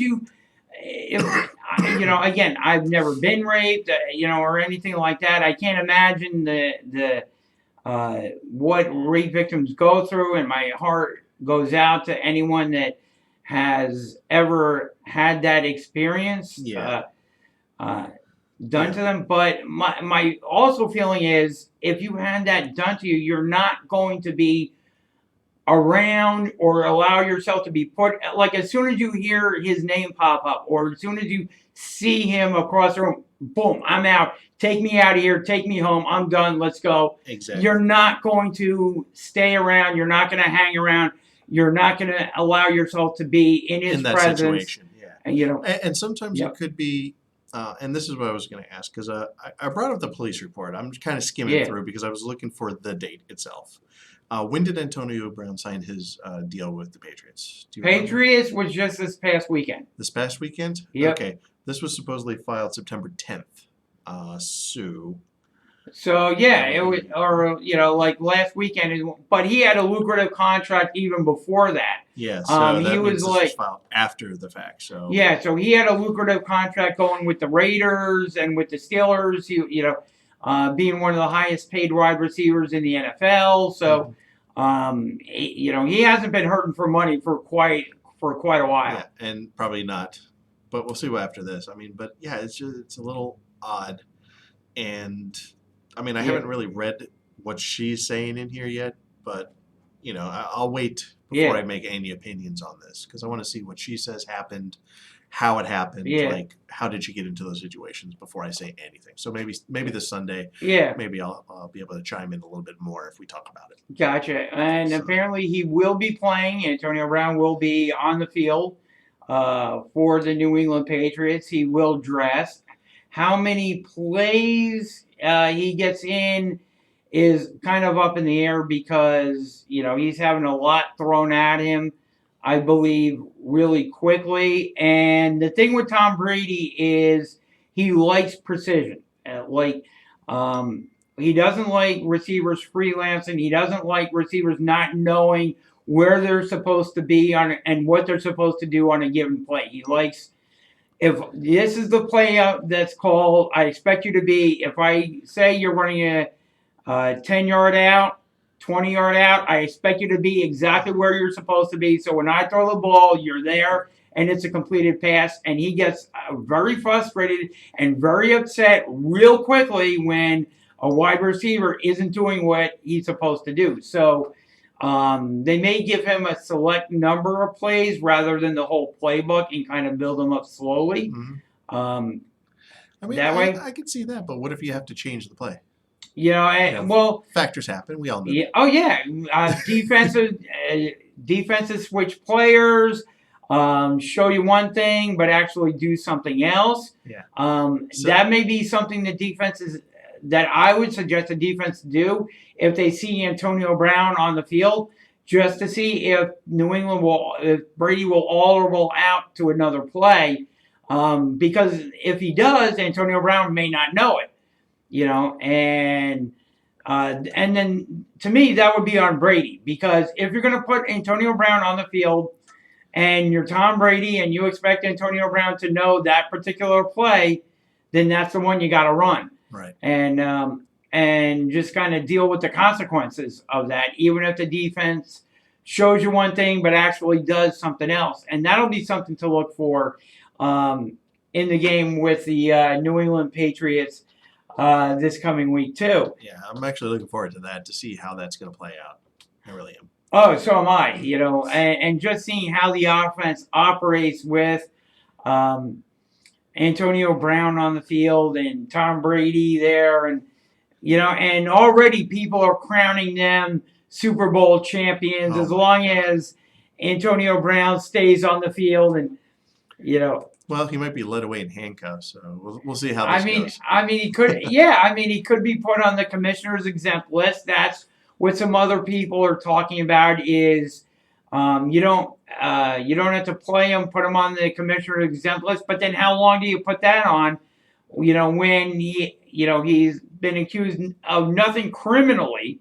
He hasn't had any criminal charges filed against him. It's a civil suit.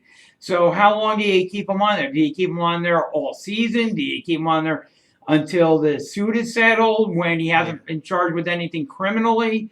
This is something that the NFL grapples with when it comes to these their players and the legal issues they encounter. Yeah, it's hard. Like you're saying, civil suit could turn into a criminal suit if more evidence is brought out.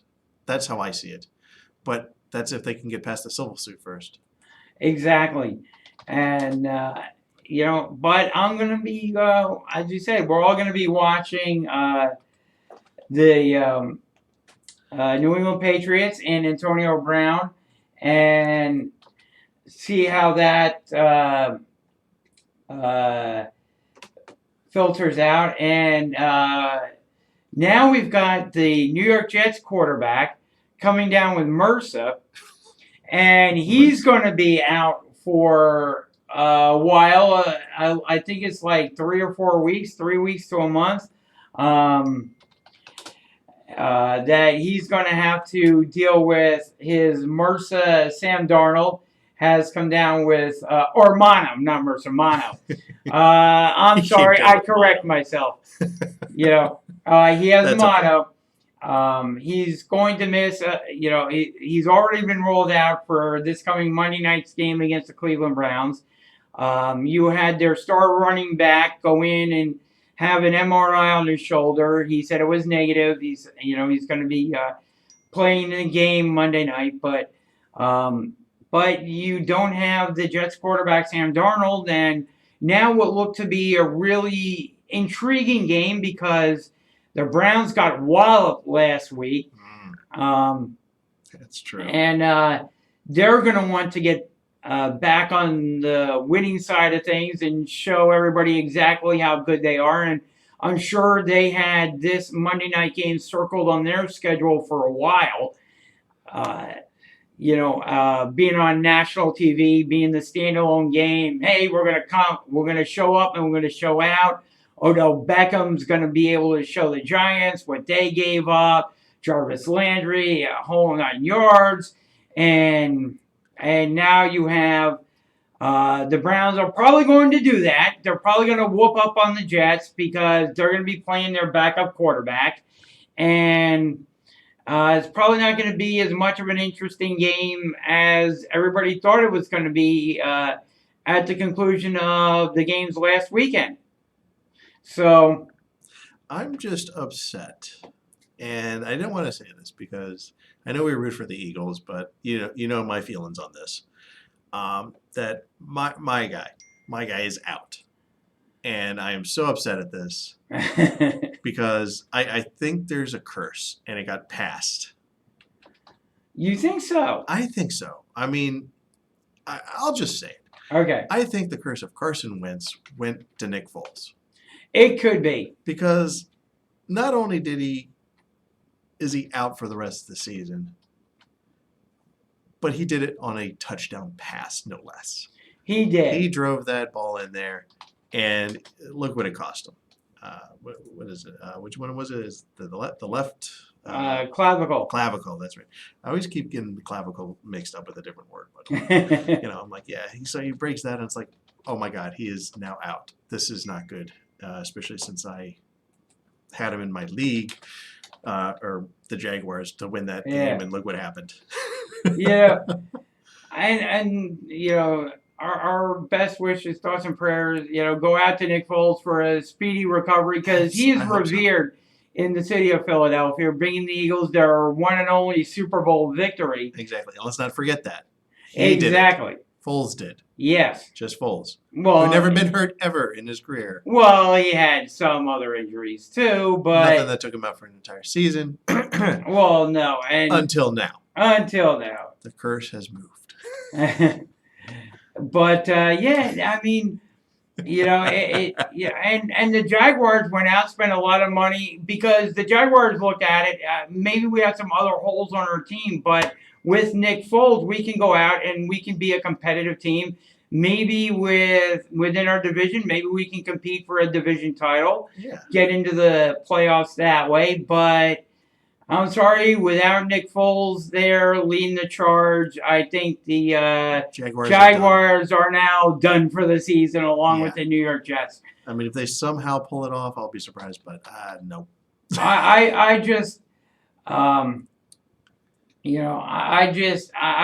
can't see the Jacksonville Jaguars winning with theirs, and and you look at the new and. People are maybe chiming in or whatever, saying to yourselves at home, hey, you know what? Just because the Jets are going to their backup quarterback, their only backup quarterback? Oh, boy. Maybe he can pull some stuff out. Well, if you're a fan of the New York Jets, now you're facing the Browns at home this week. Then you're going to New England for the Patriots. Then you're going to Philadelphia to face the Eagles.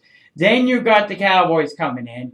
Then you've got the Patriots after that. And then it's not until October 27th at 1 p.m. where you go to Jacksonville to face the Jaguars.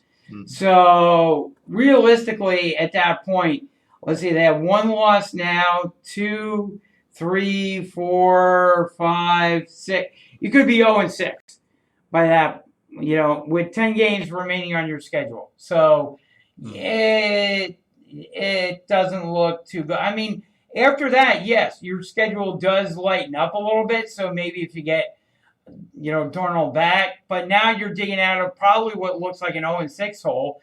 I mean, after that, you've got the Jaguars, the Dolphins, Giants, who didn't look good. You've got the Redskins, Raiders, who looked okay, pretty good. Bengals, Dolphins again. Ravens are going to be tough. Steelers are going to be tough, and then you finish at the Bills. So I don't know how many more wins. I don't know if the Jets can dig themselves out of that 0-6 hole that they're going to be going into. Well, we'll see. We'll see what happens.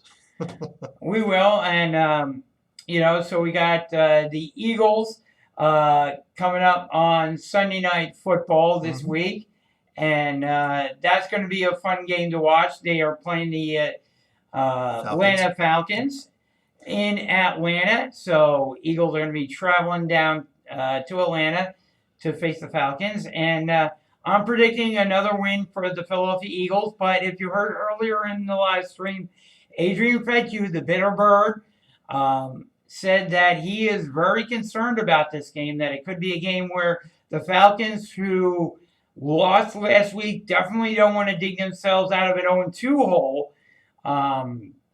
They may have a little extra motivation for this game to, again, it's Sunday Night Football. People are tuning into it. National game. They don't want to look bad in front of a national audience. And their home audience, at that matter, it's a home game for them. Home game for them as well. And the Eagles did beat them on their way to the Super Bowl. So, there may be a little bit of a revenge factor there. Possibly. Their quarterback is Matty Ice, is from the area, so he has that motivation too to look good against the team from his area. Same way, when Mike Trout, if the Phillies play the Angels, he wants to show up and show out for that particular game. So it's probably gonna be more of and the Eagles. I think the key to the game will be the Eagles coming out in the first quarter, and especially the first half, coming out, playing hard, showing up, keeping the game close, not allowing the Falcons to build a 17-point lead or a 20-point lead, because I can almost guarantee you, if you allow this Atlanta Falcons team to get that far ahead, there very well may not be a comeback for the Philadelphia Eagles. I don't care how many bombs you throw to Deshaun Jackson, you may not be coming back, because unlike the Redskins last week, the Atlanta Falcons have the team and will pile on. Yeah, I mean, last week's game was really good. It was close. I mean, really look at it. Redskins dominated the first half. Eagles came back. I mean, yes. They looked at the first half and go, okay, here's what they're doing. Let's actually play now, and let's do this. They got the rust off. I made the jokes about it. It's like, oh, they're going to be rusty, which is true. They got to get that out there and then go for it, and they did. But the Redskins gave them a good run for their money when you think about it. So, they did. Because if the defense didn't wake up like it did, they probably would have. Redskins would have won. But it's good that they actually came in and. So, absolutely. So we'll see how the Falcons go. We will see. I am choosing the Eagles in this one. I know the Eagles are going to have at least probably 3 or 4 losses on their schedule, and this one is a concerning game. Like Adrian said, I expect it to be a lot tighter, a lot closer, more of a nail biter than last Sunday's game. Because last week was more all the teams getting used to everybody getting out there. This is official. Let's do this. No more practice. Let's make it count. And now this week is the one. All right, we know what we're doing this week. We see what we did last week. Let's improve. Exactly. And that's all the teams. Even the ones that lost and won. Even the ones that won, and we're like, how can we keep making it better?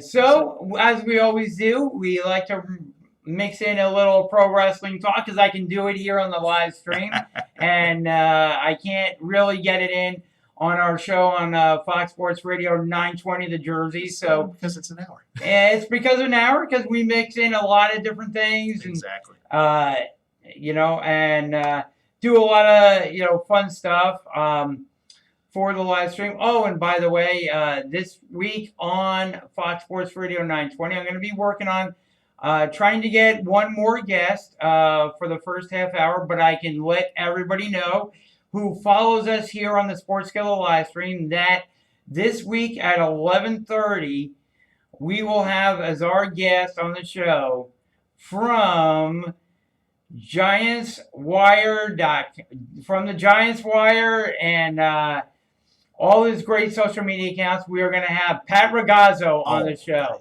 Nice. So Pat will be joining us on our show on Fox Sports Radio 920 The Jersey and SportsSkilletRadio.com. So he'll be talking some Giants, some Mets, probably even throw in a little Jets talk as well. Cool. So you can find him on MetsMerise.com, also the Giants Wire, Fansided.com as well. So Pat Ragazzo will be on our show on Fox Sports Radio 920 New Jersey this Sunday. I'm going to be trying to bring in one more special guest, so tune into our social media accounts for that. But you can definitely hear Pat Ragazzo this Sunday. Tune in at 11 a.m. and hear our show from 11 to noon on Sunday morning. Cool. So Pat Ragazzo is going to be on Sunday. But we do some wrestling talk, so All right. we do that towards the end of our show.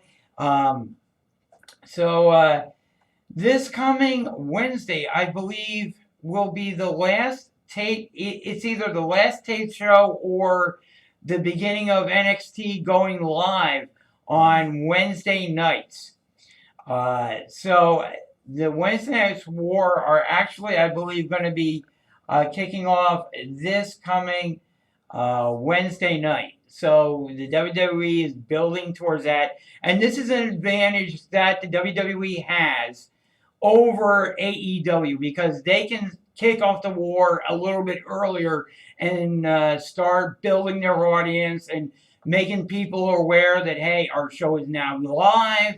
It's no longer on the, it's no longer on the WWE. It's not going to be on the WWE network anymore. So, so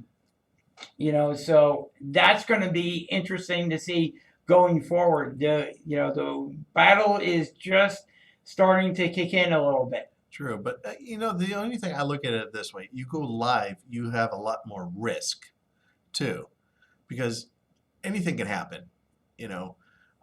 Technical difficulties, hence like our show, which makes you start early or start late, or maybe not even show at all. You never know what can happen with a live show. Now they are taking a huge chance with that, whereas AEW is not live. If I remember reading that, or are they live? They will be live. They will. Okay, so it's two live shows going against each other. Wow, that's gonna be fun.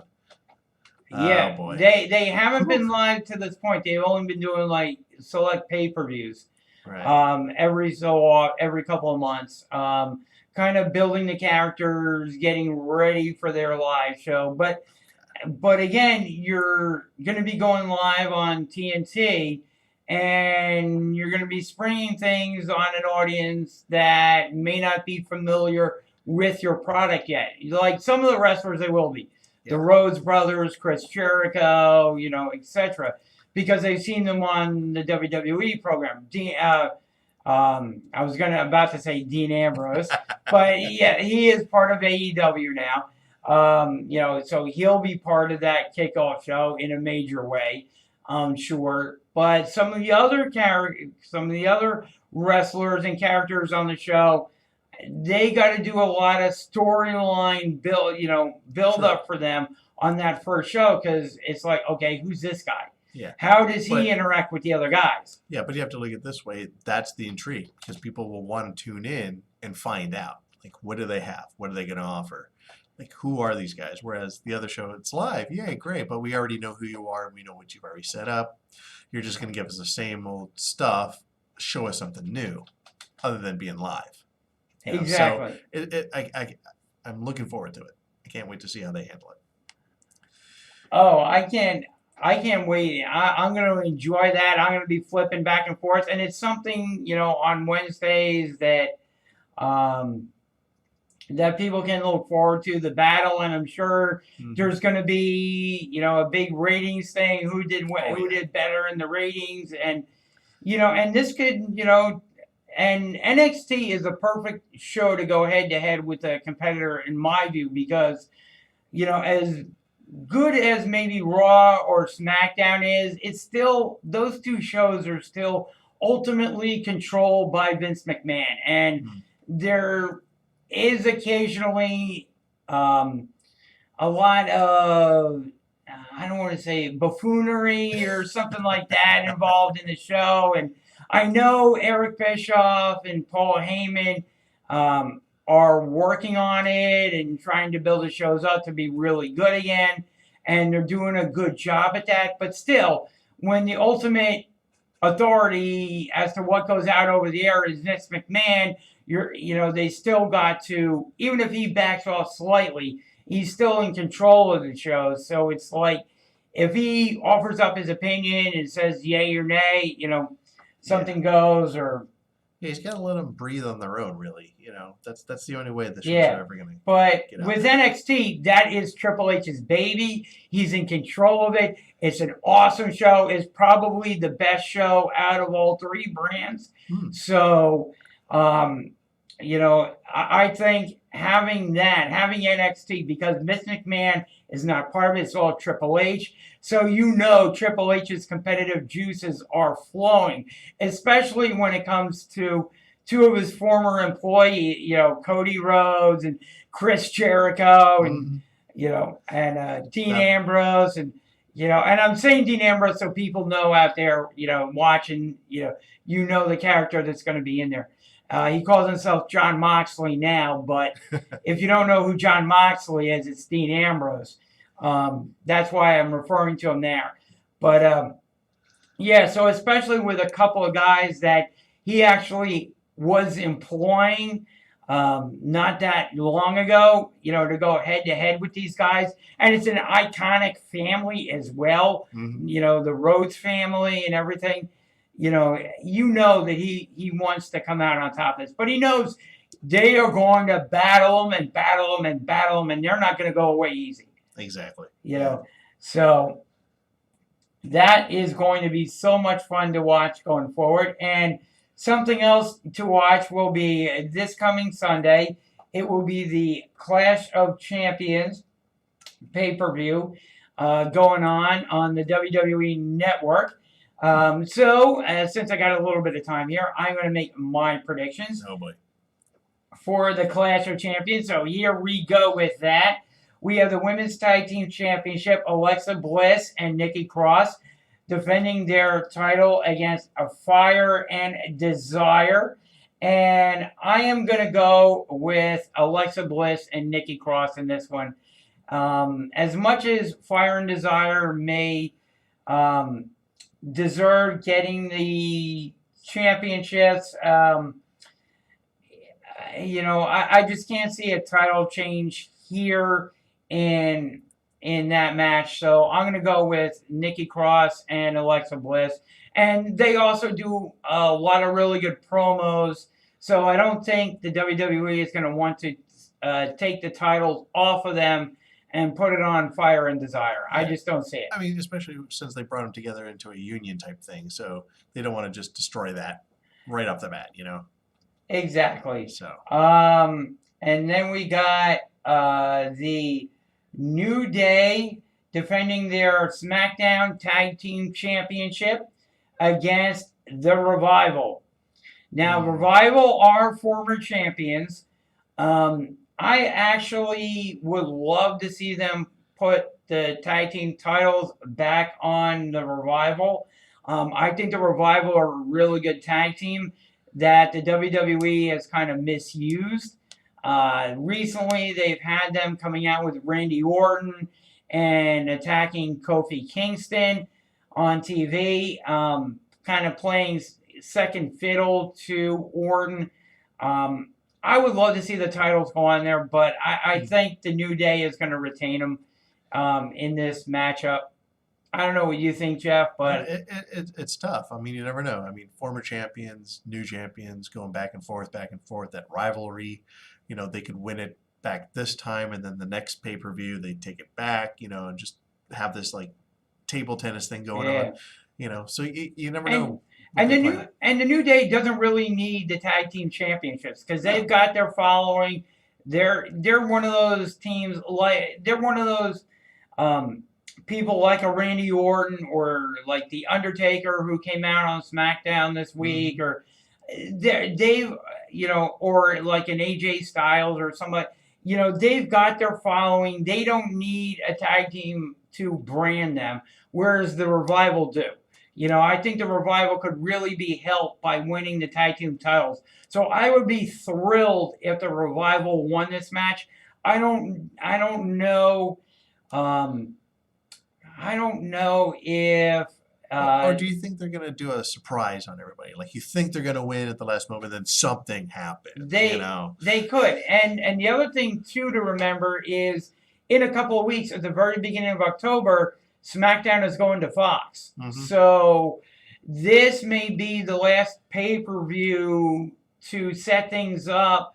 Now you can always do a tag team title change on Raw or SmackDown, but usually those programs are used to Develop the storyline. develop the storylines, and occasionally there's a title switch here or there, and maybe that could happen on the initial show when SmackDown goes to Fox. So maybe, to your point, maybe what could happen is the Revival wins the tag team championship here at Clash of Champions, has a title, parades it around for a couple of weeks before the beginning of October, and then on the first edition of SmackDown Live on Fox, Mhm.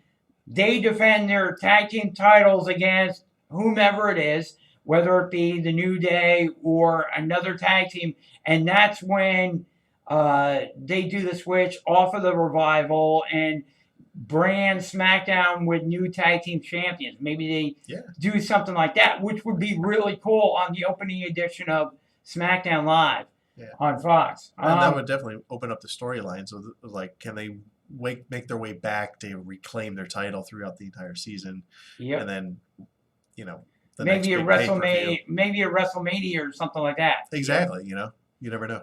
And then we got because all the titles are being defended here on Sunday. We got the Raw Tag Team Championship. Seth Rollins trying to burn it down with Braun Strowman against, they're the championship, going up against Dolph Ziggler and Robert Roode. I am going to go out on a limb here, and I'm going to say that Dolph Ziggler and Robert Roode win the Raw Tag Team Championship in this one. I'm going to go out because this tag team literally came out of nowhere to win that tournament to go up against the champions Seth Rollins and Braun Strowman at Clash of Champions. So they literally were paired together at the beginning of the tournament. Came out of nowhere. Nobody knew this was a tag team. They were just kind of thrown together. They won the tournament. So you ask yourself, why? Yeah. Why did the WWE do it? And the only reason I can give is that they wanted them to win the tournament, go up against and beat Rollins and Strowman, develop themselves as strong champions because, you look at Strowman and Rollins and they are an imposing tag team. So it would give them instant credibility no matter how they win it. It would give them instant credibility being tag team champions. And I think I think they work well together. I think they work well on the mic. They give good promos. So I could see the WWE putting the belts on Ziggler and Roode, and maybe it's one of the two guys, Seth Rollins or Braun Strowman, turning on the other one. Maybe Strowman turns on Rollins or something happens because those two guys are facing each other later on in the night when Seth defends his title against Braun Strowman. I am going to say that Seth will retain his title there against Braun, but that could be the beginning of a little feud between the two because maybe Strowman does something here and costs the team the titles, or maybe Seth has an injury or something, or there's some miscommunication between the two, and that allows Roode and Ziggler to win the titles, and then that leads into the world title matchup. And I don't think they're going to put the title on Strowman. I think they're going to keep it on Seth, but I could see Rollins and Strowman bringing a feud that they're going to bring on to Fox. I could see Sunday night being the start of something between the two of them. Yeah, that'd be interesting. I mean, for me, I look at it and I'm like, I don't know. I really don't know. I mean, I'm actually one of those people that are going, I should just sit back and wait because now I'm curious Yeah. where they're going. So I actually have no prediction for that. Gotcha. So we'll see. We've got the Intercontinental Championship. Shinsuke Nakamura, probably with Sami Zayn at ringside, going up, defending his title against The Miz. He's another one of those guys that I told you doesn't need a title. He's got his own show, Yeah. Miz and Mrs. On the USA Network. So, and he's an iconic figure now within the WWE. So he doesn't really need a title. I think Nakamura does. I think the partnership between Nakamura and Sami Zayn has been working so far. So I would say maybe Sami Zayn interferes a little bit or causes a distraction. And I could see Nakamura coming out and retaining his Intercontinental title because he's one guy has a ton of ability. The WWE has kind of misused him up to this point. Now I think with Sami Zayn as his spokesperson, so to speak, I think that collaboration is working well. So I can see Nakamura keeping his title at Clash of Champions. Then you've got the United States. Any comments on that one? Or Not really. No? I actually agree with you on that. You know. Okay, and then we got the United States Championship. Mhm. AJ Styles defending his title against Cedric Alexander, high flyer in the WWE. AJ Styles, another one of those guys established. You know, as we said, doesn't really need a title to validate how good he is. I can see Cedric Alexander coming out of this with the title belt and becoming the new U.S. champion. Cedric is one of those guys, I think, that needs a title to kind of validate his place. The WWE has kind of been building him up as of late. Again, high flyer, lots of really good moves, extremely talented in the ring. Might be good to have AJ kind of chasing him a little bit, bringing out more of the evil AJ, chasing the U.S. title. I know this is gonna sound weird. I just don't like Cedric because I don't like his name. I don't know if that's biased or whatever, but I'm like Cedric. I'm like, I hope he loses. He could be the best thing ever, or whatever. But I'm like, why Cedric? And this my Cedric. Yeah, you know. I keep thinking of a bolo hat and a stupid pencil mustache, going, "I'm Cedric." You know, that's how I look at the name. One of the guys that used to be in NXT. I forget who it was. Used to have that kind of like handlebar kind of. His name was Cedric, wasn't it? Moving along, we've got a no disqualification match between Roman Reigns and Eric Rowan. I'm going to go with Roman Reigns on mine. For me, I think he'll come out on top. Yeah, he's been, to his credit and to the WWE's credit, they've been allowing Roman Reigns to get beat down consistently on Raw.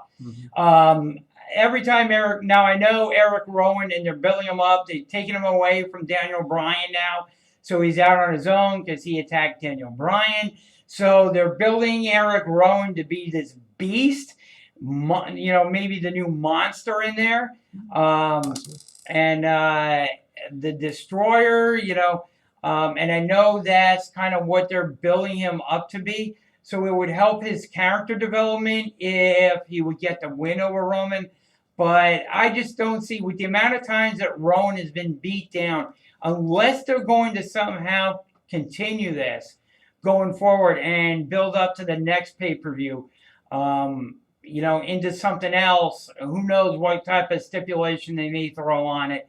But unless they're going to continue this, and maybe they are. If they are going to continue it, then I would say Eric Rowan goes over. If this is going to be the capper and they're going to allow Roman to move on to another challenger and do something else with Eric Rowan and allow him to move on, maybe a feud with Daniel Bryan, because he did attack Daniel. So maybe they're going to explore that a little bit going forward. Maybe Daniel Bryan becomes more of a good guy, a face, going forward. So maybe that's where they're looking to move Eric Rowan to. So if they're going to move on from this and there's going to be no further interaction between Reigns and Rowan, then I would say Reigns goes over. If there is, and they're going to continue it, and they have something going forward down the line, maybe a triple threat match between Reigns, Daniel Bryan, and Eric Rowan, something like that at the next pay-per-view or whatnot. If they are going to do something like that, then I would say Rowan goes over, does something, and Rowan goes over. Otherwise than that, if they're going to kind of end things, then I would say Roman Reigns win. Yeah. We also have the SmackDown Women's Championship. Bayley versus Charlotte Flair. Bayley defending her SmackDown Women's title against the Queen. Tough to call because they brought back Sasha Banks, and she and Bayley are now once again a tag team and a unit and a force to be reckoned with. They had Charlotte Flair teaming up with Becky Lynch once again. This is going to be real interesting because I'm kind of curious as to where this is going to go. I don't know about you, Jeff, but I'm really curious if they'll take the belt off of Bayley and put it on Charlotte. I don't know. I like Bayley, so I think they might go with her, but you never know. You never know. Maybe give somebody else a chance. It's going to be really interesting because I think this match is intertwined with the Raw Women's Championship match, Becky Lynch defending against Sasha Banks. So I think what will happen is one of those tag teams will come out with both belts. Like it'll either be Charlotte Flair and Becky, or it'll be Bayley and Sasha Banks. That's kind of where I'm leaning towards. Probably Bayley, like I said. And then, so if Bayley wins that one, then I would say Sasha Banks somehow defeats Becky Lynch. And my thought on that is they brought back Bayley as they brought back Sasha Banks as a surprise a few weeks ago. Exactly. And they've been giving her more screen time and that type of thing. So I think what will happen is Bayley and Sasha come out with both titles on Sunday, and I think Charlotte and Becky chase them at the beginning of SmackDown Live on Fox. Those two are going to come out, and you're going to see more hot promos going on.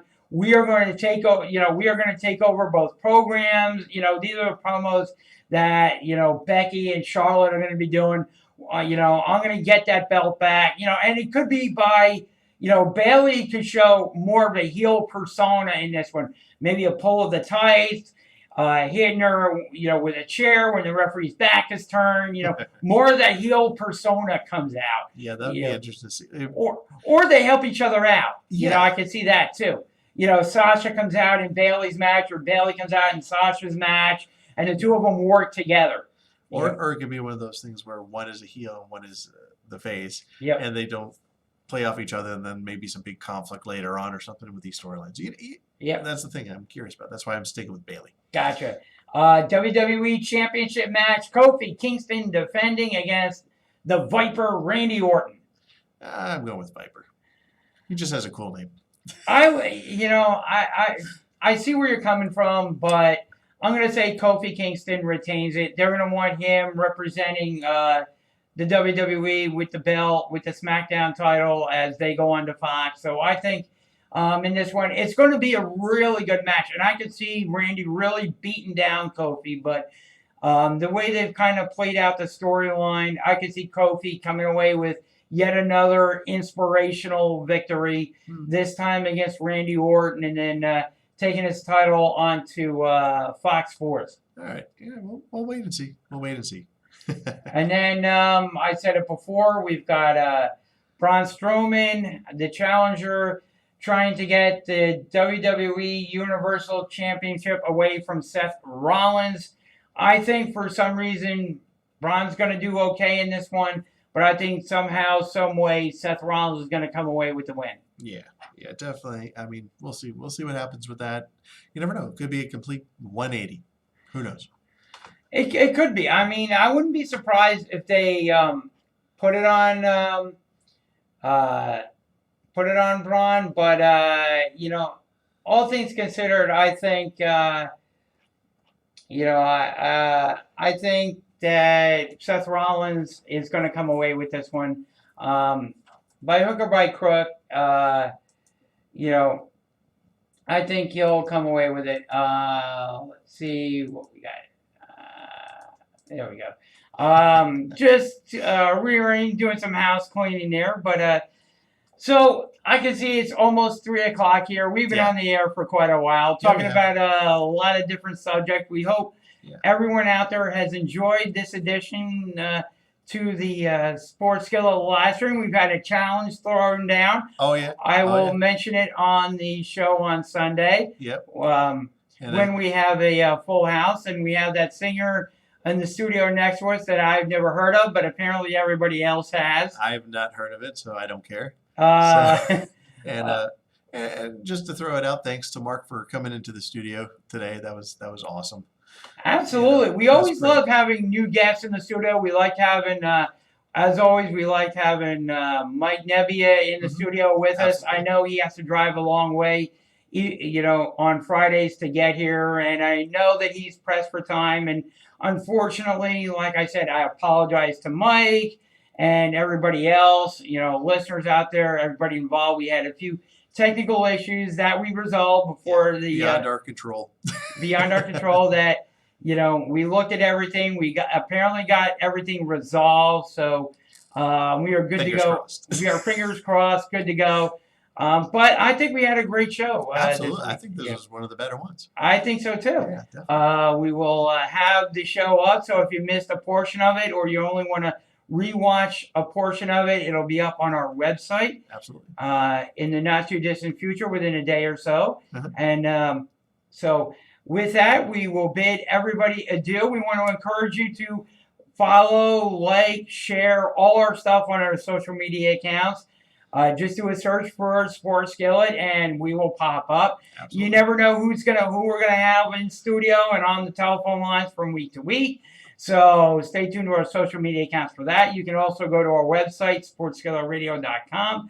Download our app so you can listen to us wherever you may be. Yeah, check out past shows, all that stuff. So you're always up to date on what's going on. And again, Jeff does a great job with our audio. Thank you. When we get done our shows, Jeff edits our and not my brother Jeff, this Jeff. This one. Who is, I make Jay sound good. Yes. Who's been doing a great job editing our show for us. So Thanks. kudos to you, Jeff. Thank you. Outstanding job. So with that, we want to encourage you to tune in. And again, join our Pick'em League. All you got to do is go to playbalto.com and or go to our social media sites. We have the link up there. I will retweet it out for anybody who would like to join us. If you like something on our social media sites, or if you subscribe to our Friday Facebook Live, if you follow us on Twitter or Facebook or Instagram, do that. Sign up for our Pick'em League at playbalto.com or just click on the link on our social media site.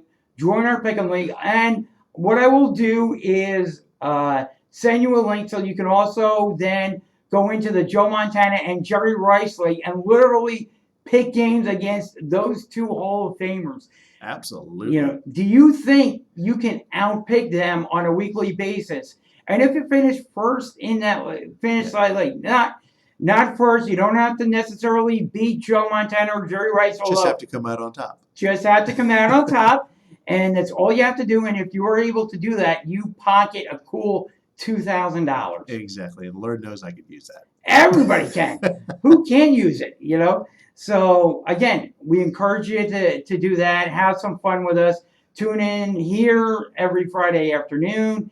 And, of course, you can also tune into us, and we encourage you to listen at Fox Sports Radio at 920 New Jersey every Sunday morning starting at 11 a.m. Fun show. My brother Jeff is there. Kelly's there. So there's going to be a lot of fun, a lot of passion on that show as well. So with that, I guess we will sign off for this Friday afternoon. Thanks, everybody, for tuning in. We do appreciate it. And we will talk to you next Friday afternoon.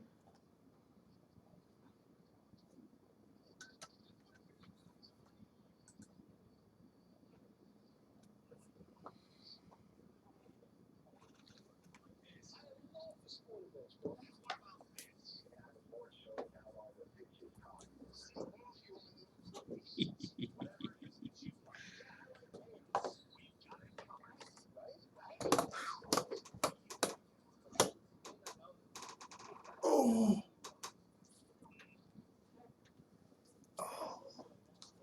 Hey, buying the stadium. Wow.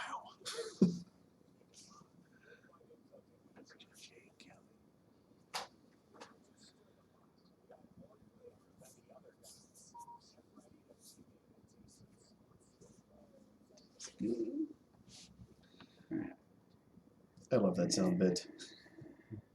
Where did you say you got that from? I got it from. Tastes good. I forget.